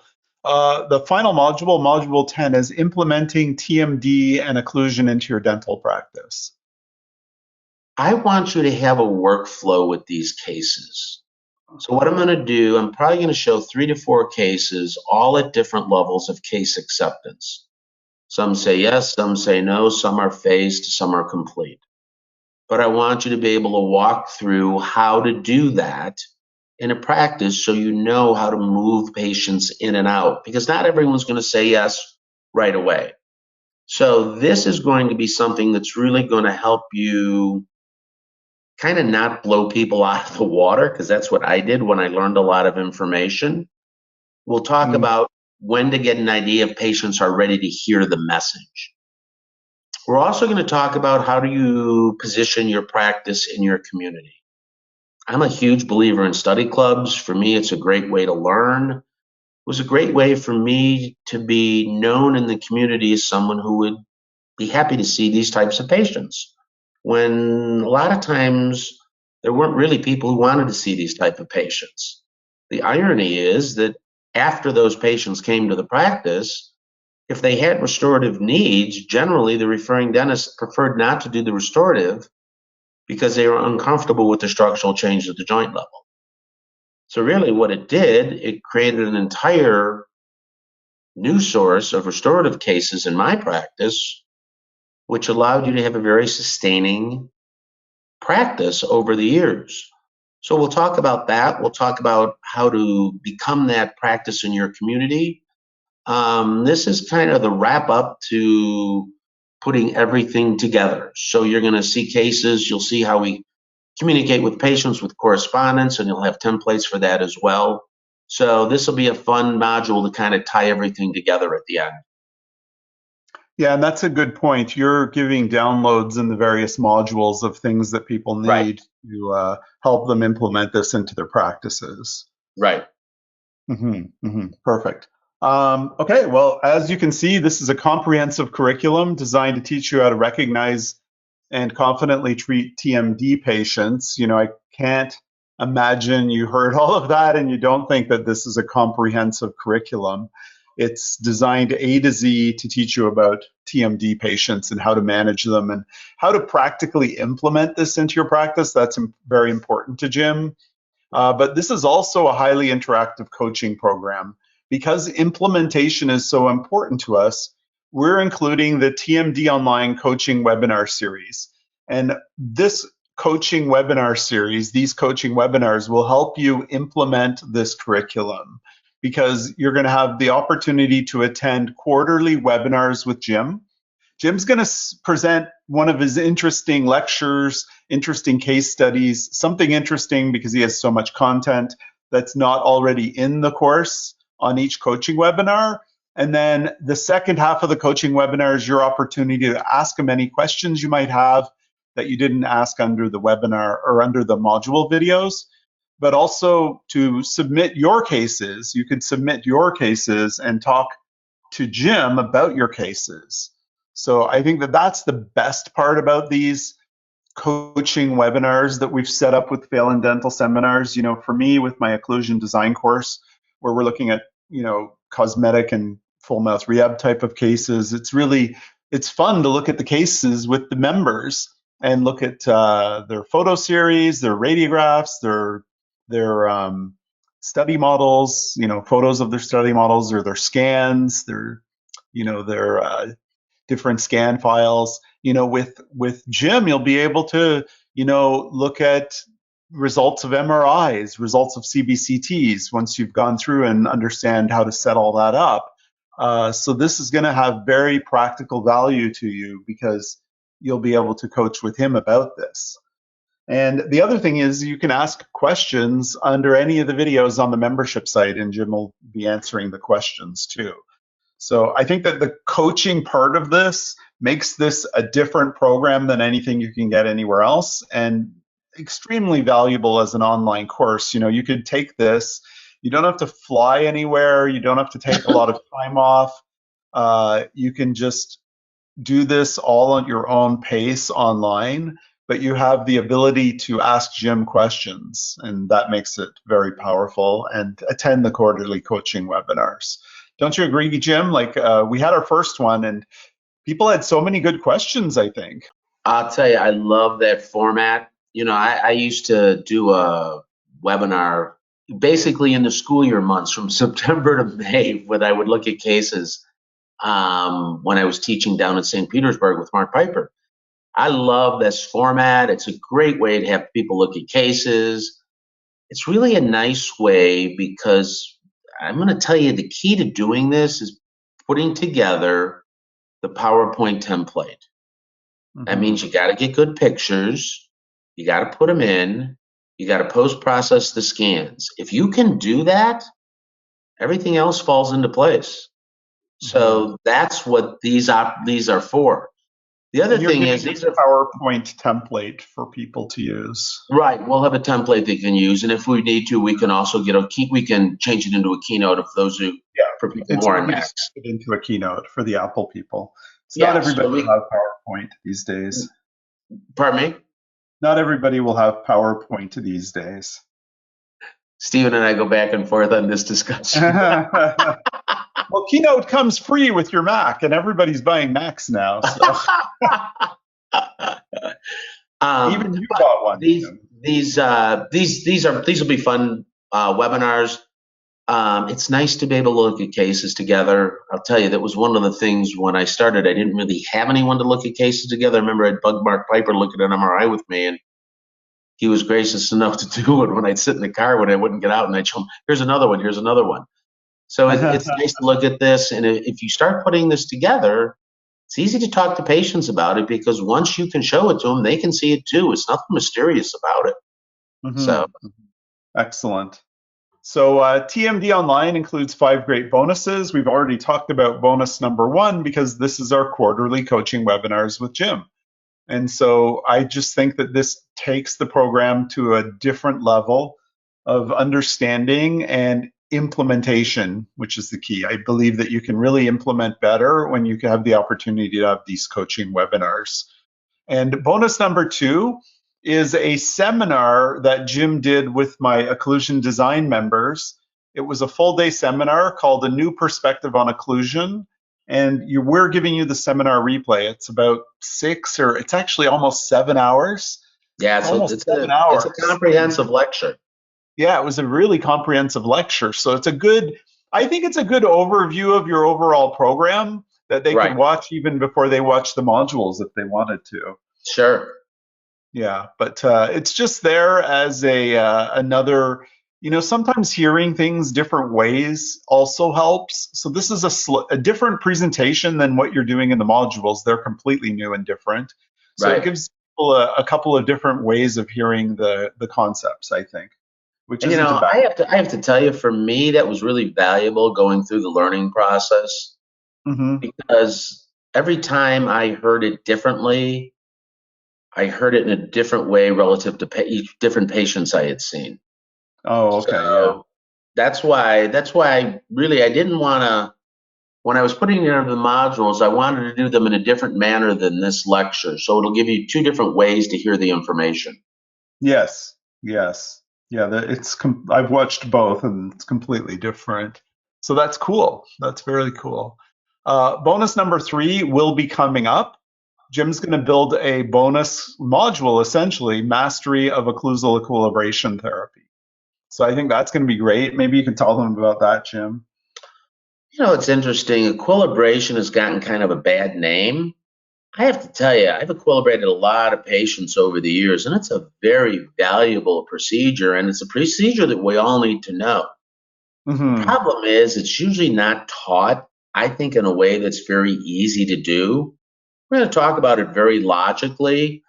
I probably don't equilibrate today as much as I used to, simply because I've understood that many of the larger cases that we needed to equilibrate probably had vertical dimension losses at the joint level that I wasn't recognizing at that time. Mm. Now, having said that, that makes it a little bit easier because those big equilibration cases were the hard equilibration cases, because really what we were trying to do, we were trying to get the anterior teeth to couple, but the mandible wasn't out far enough. We're trying to shy away from those type of equilibration cases today, but a lot of times, especially if we do appliance therapy and the joints do stabilize, patients will come back and say, you know what, I feel a lot better, but now I feel like my teeth don't fit together very well. And that's the truth. And we talk to them about that before we do appliance therapy. And many times it's a relatively minor change in how the teeth fit together with equilibration that can provide a huge benefit for patients. So for me, many times this is the most conservative way to be able to line teeth up and to be able to distribute the load in the most effective manner possible, especially if I'm doing restorative dentistry and I know I have a relatively intact joint. So that means the back end of the system is pretty well supported. If I can get the front end of the system to fit together, my confidence in the durability and long-term success of a restorative case goes up significantly. So we'll talk about equilibration. We'll talk about when to equilibrate, when not to equilibrate. We'll talk about what to talk to patients about when you're going to think about doing an equilibration as well. Excellent. And bonus number 4 is a webinar that you're going to co-host about digital dentistry, virtual articulation, and occlusal analysis with Dr. Seth Atkins. And maybe you could tell us about this. Looks really interesting. This is going to be a great webinar. Seth Atkins is a dentist who practices south of Dallas in Waxahachie, Texas, that I met when I was teaching the occlusion workshop at Spear Education in Scottsdale. Seth is a visiting faculty member at Spear Education as well, and Seth and I, along with Drew McDonald and Kurt Ringhofer, started the Chicago Study Club program. Seth is an awesome dentist. Seth, I always say, is a computer engineer trapped in a dentist's body.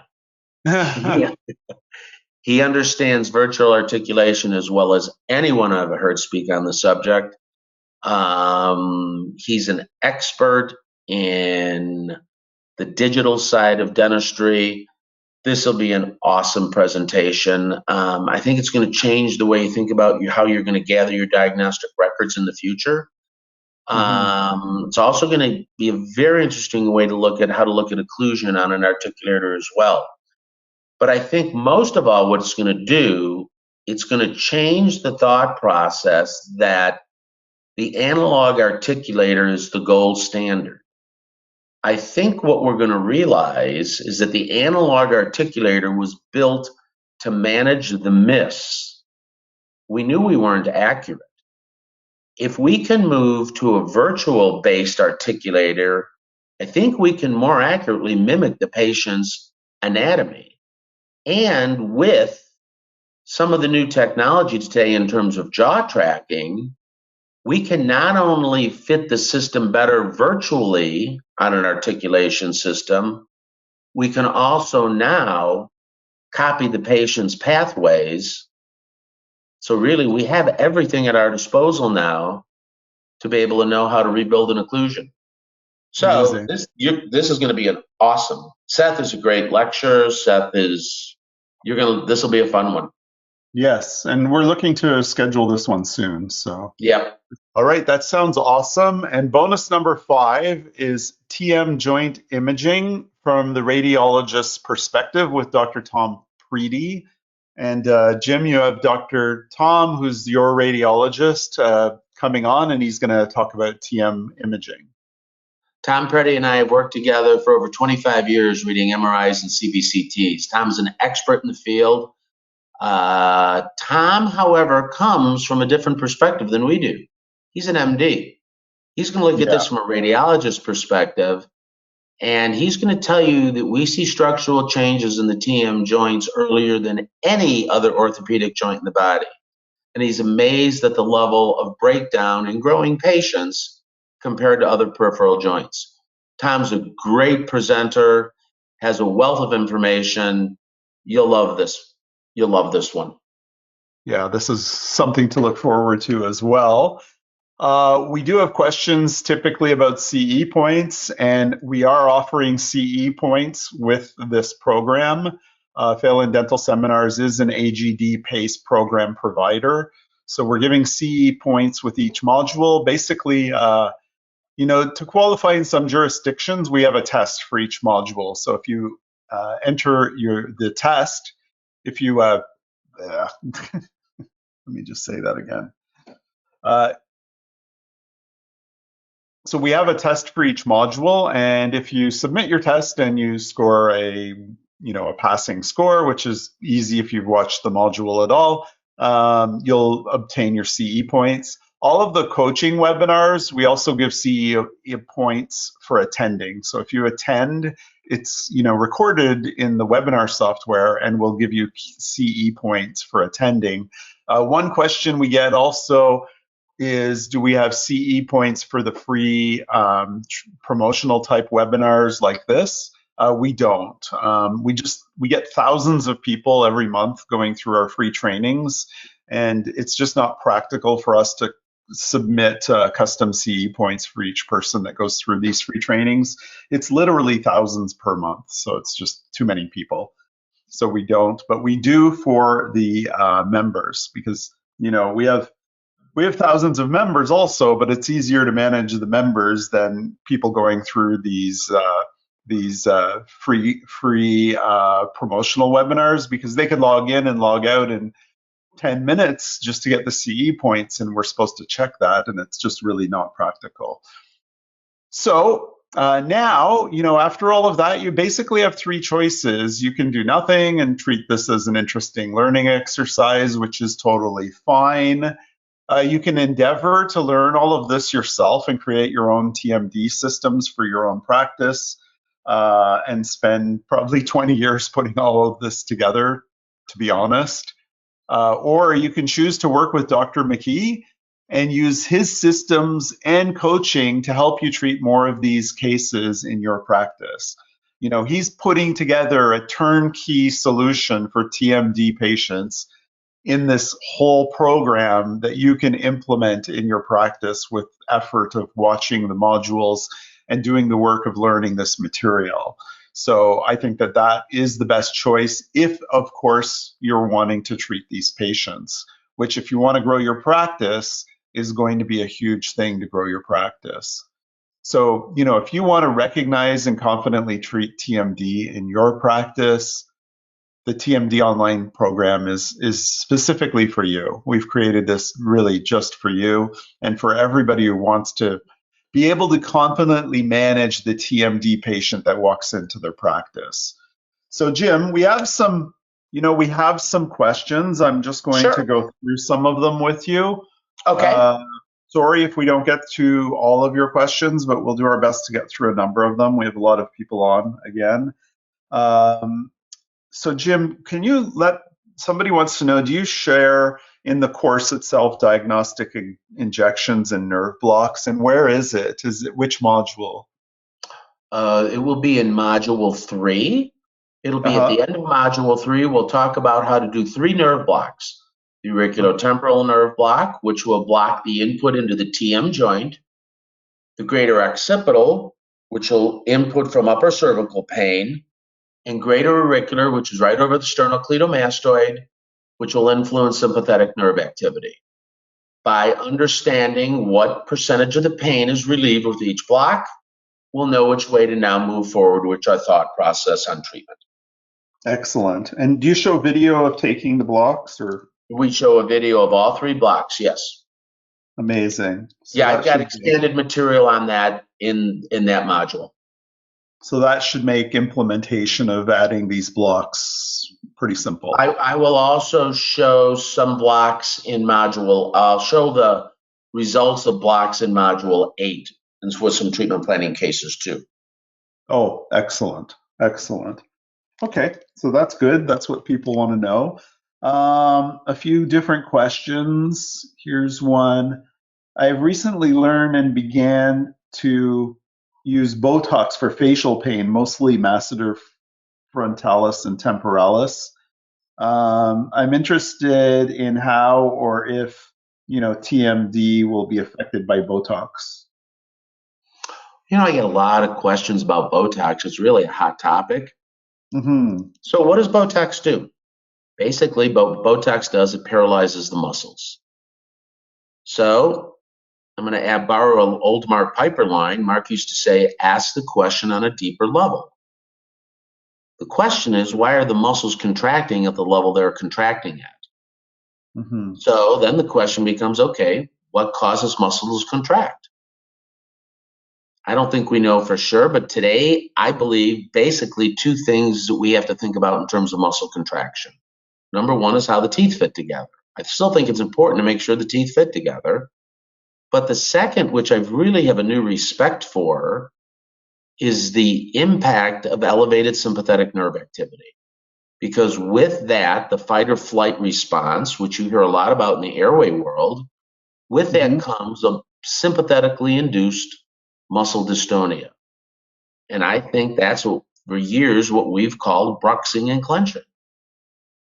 So for me, I think that's the most logical explanation of why we see episodic periods of bruxing and clenching in our patients, because I think it's really probably elevated to what level the sympathetic nerve system is functioning at. So I think maybe Botox will help. I think Botox could shut down muscles, but if we could shut down the sympathetics, maybe we don't need Botox then. Mm-hmm. How do we shut down the sympathetics? You could do a greater auricular nerve block, which is an easy way to do it. I had a woman yesterday come in and she had a lot of dystonia, blocked her, took care of it. I think there's more to sympathetics than we think. Huh. I think that's the new frontier in dentistry. We're going to talk about that on a couple cases in the treatment planning cases as well. Interesting. How long does it work if you do that for somebody? You block the. It should last the duration of the anesthetic. So typically, I'll use. You can't do that every day, obviously. No, but I'll use a carbocaine, no epinephrine. But many times patients will report it's lasted 2 weeks, 3 weeks. So I think if you can, quote, reset or decrease sympathetic nerve activity, maybe it lasts longer than the duration of the anesthetic. Yeah. Interesting. Now, Mark Piper, again, would routinely use Marcaine to have a longer impact. I like to use the shorter one simply because of diagnostic records. I can do different blocks and get an idea of how effective each one is relative to the other ones without still being dumb in one area. How do you approach disc displacement without reduction with the bite off, surgical first or restorative? Disc displacement without reduction and the bites off? I guess with a malocclusion. Okay, so there's a joint-based malocclusion. Yep. You do the restorative first, or do you do the surgical first, meaning a joint surgery? I guess that's just what the question was. Okay, so here's the way to think about it. I think you have to figure out how the teeth are going to fit together. Mm-hmm. So once I figure out how the teeth are going to fit together, then I have to figure out what condylar position I'm going to use. If I'm going to try and use a seated condylar position or close to a centered condylar position in the joint socket, when I close, I have to evaluate how far my anterior teeth are uncoupled. If they're less than 2 millimeters, I'm thinking there's a good chance I still have the disc supporting the medial pole, that the gasket is still positioning the condyle, the soft tissue positioning tool is still there. So in that situation, if it's a clicking joint, I'm thinking it's probably a lateral pole click, and I'm not as worried about it. So there, I would probably simply do the equilibrate and do the restorative. If the bite was uncoupled at the anterior segment greater than the thickness of the disc, then I'm thinking I'm maybe more into a moderate to high risk case. And now I might want to take a closer look at the imaging. If there's no way I'm going to get them to couple, then I'm going to think about, okay, either I'm going to not couple the anterior teeth, but if I'm that far uncoupled, I want to see what's happening at the joint level. So once we see the joint level, we'll get an idea of how stable the joint is. Because when we talk about surgery, there's really two types of surgery that we really need to talk about. One is a joint surgery, and one might be a jaw surgery. We might have to move the skeletal bases, or we might have to do something at the joint level. So there could be soft tissue options at the joint level, either to repair the disc or replace the disc, or there could be hard tissue options if you've got one of those skinny condyles we talked about. Maybe that's a case you have to think about an artificial joint. So it all depends upon the anatomy in terms of where we start first. So if I thought I had you'll see this in the modules, but a green or a green-yellow case where we've got soft tissue protection at the load-bearing part of the joint, I'd probably go right to the restorative side. If it was a yellow-red case where we didn't have soft tissue protection, then I'd probably try to establish stability in terms of bite stability and pain, and then see what we have to do to get the bite to fit together. Excellent. Can osteoporosis cause disc degeneration and an eventual open bite? I would say that's not the typical presentation I see. Osteoporosis is generally more of a condition in older patients. I don't think it causes disc degeneration. I don't think the bone causes the disc to come off. I think the disc comes off because the ligament tears.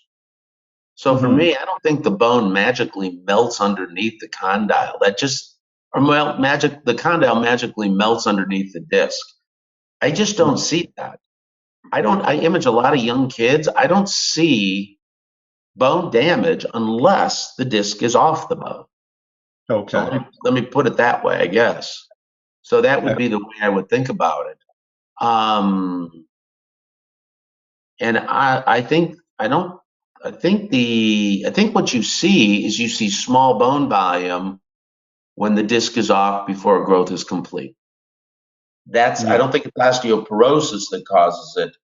I think it's the inability to achieve normal vertical dimension at the joint level.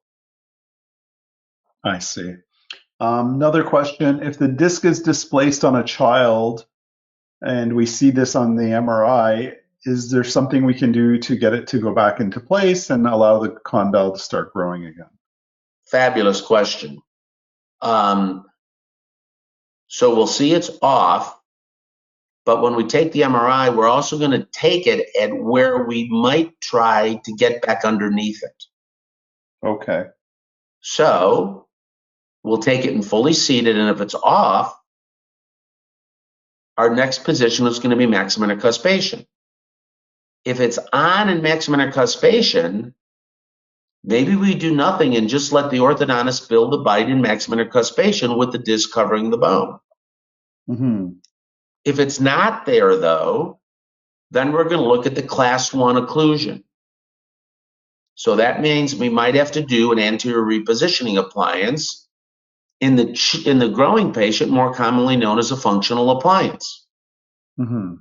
Whether it's a Herbst, whether it's a twin block, whatever functional appliance you may be most comfortable with. But what we're looking for on the MRI is, are we back under the disc?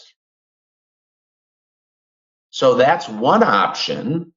The other option, if we can get back under the disc, then we can also have the discussion about possibly repairing the disc. Mm-hmm. Because if we can get back underneath it, we should be able to move the disc back on top, depending upon the shape of the bone and the shape of the disc. So if those both fit each other, then we have two options. One's a functional appliance, one's a disc repair. They'll both try to stimulate growth. Problem is, when you're done with the functional appliance, you still got the displaced disc. Another question, when does the online course start? Well, it's already started and over half the content is already there. So that's great. It's coming.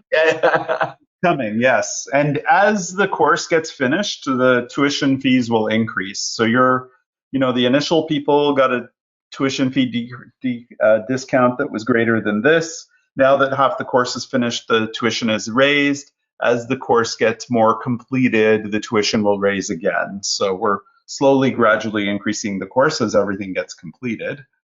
Another person said they joined, can't wait to get started. Another person also said they joined and is looking forward to get started, and really enjoyed the webinar tonight, Jim. So that's great. Thank you, Steve.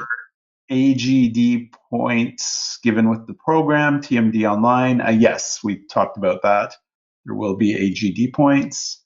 Another comment, I've learned so much from all of your speakers and new courses.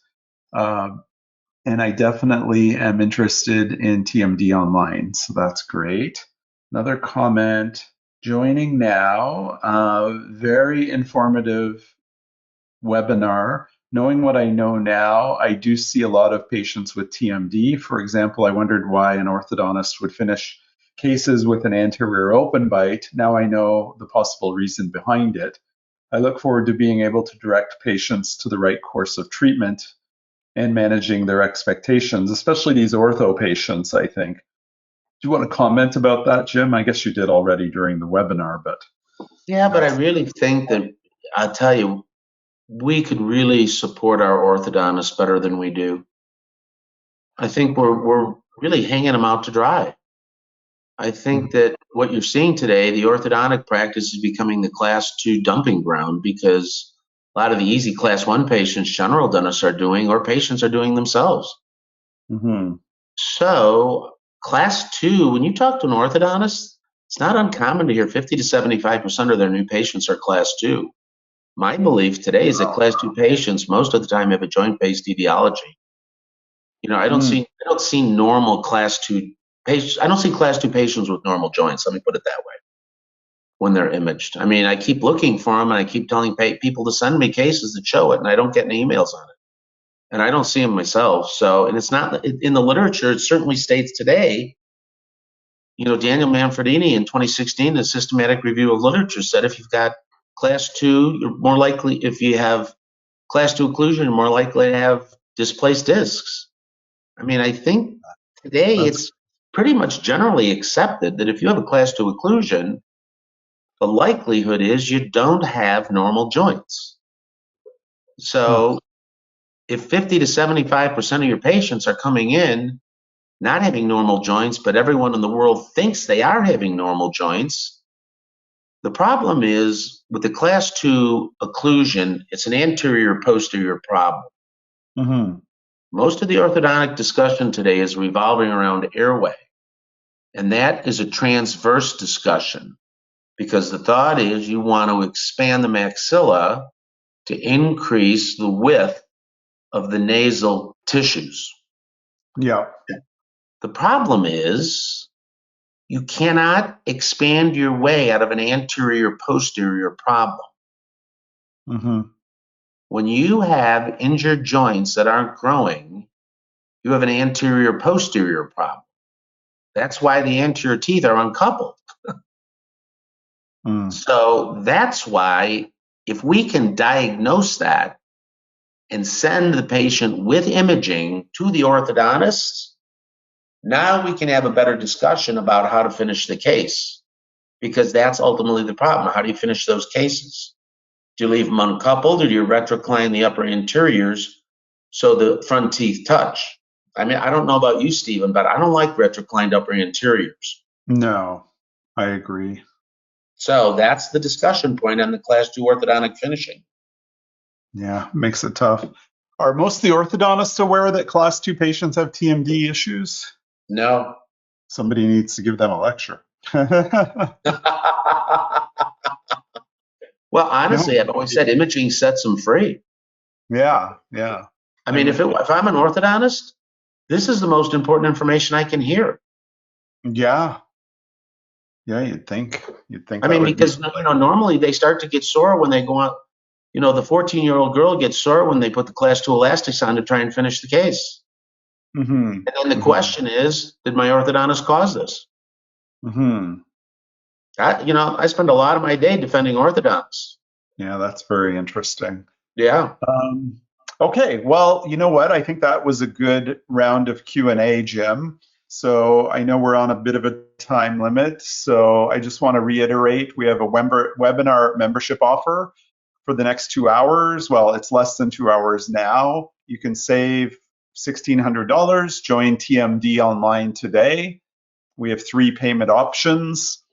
Let me show you the registration page. Okay, so here is the page that we have linked to the webinar. And if you look here, if you join today, you can save $1,600. We have a little countdown timer on the page. Once you click on the page, it'll count down from 2 hours after that time. And you'll basically have 2 hours to join TMD online. With this discount, after that expires, the membership offer will end and you won't be able to join TMD online again for a few months. And likely the tuition will have increased by then as the course is completed. So this basically just goes through everything about the course. You can click here and actually join. This gives you the registration page, and you could select which of the payments you'd like to do. And basically just gives you the information to join.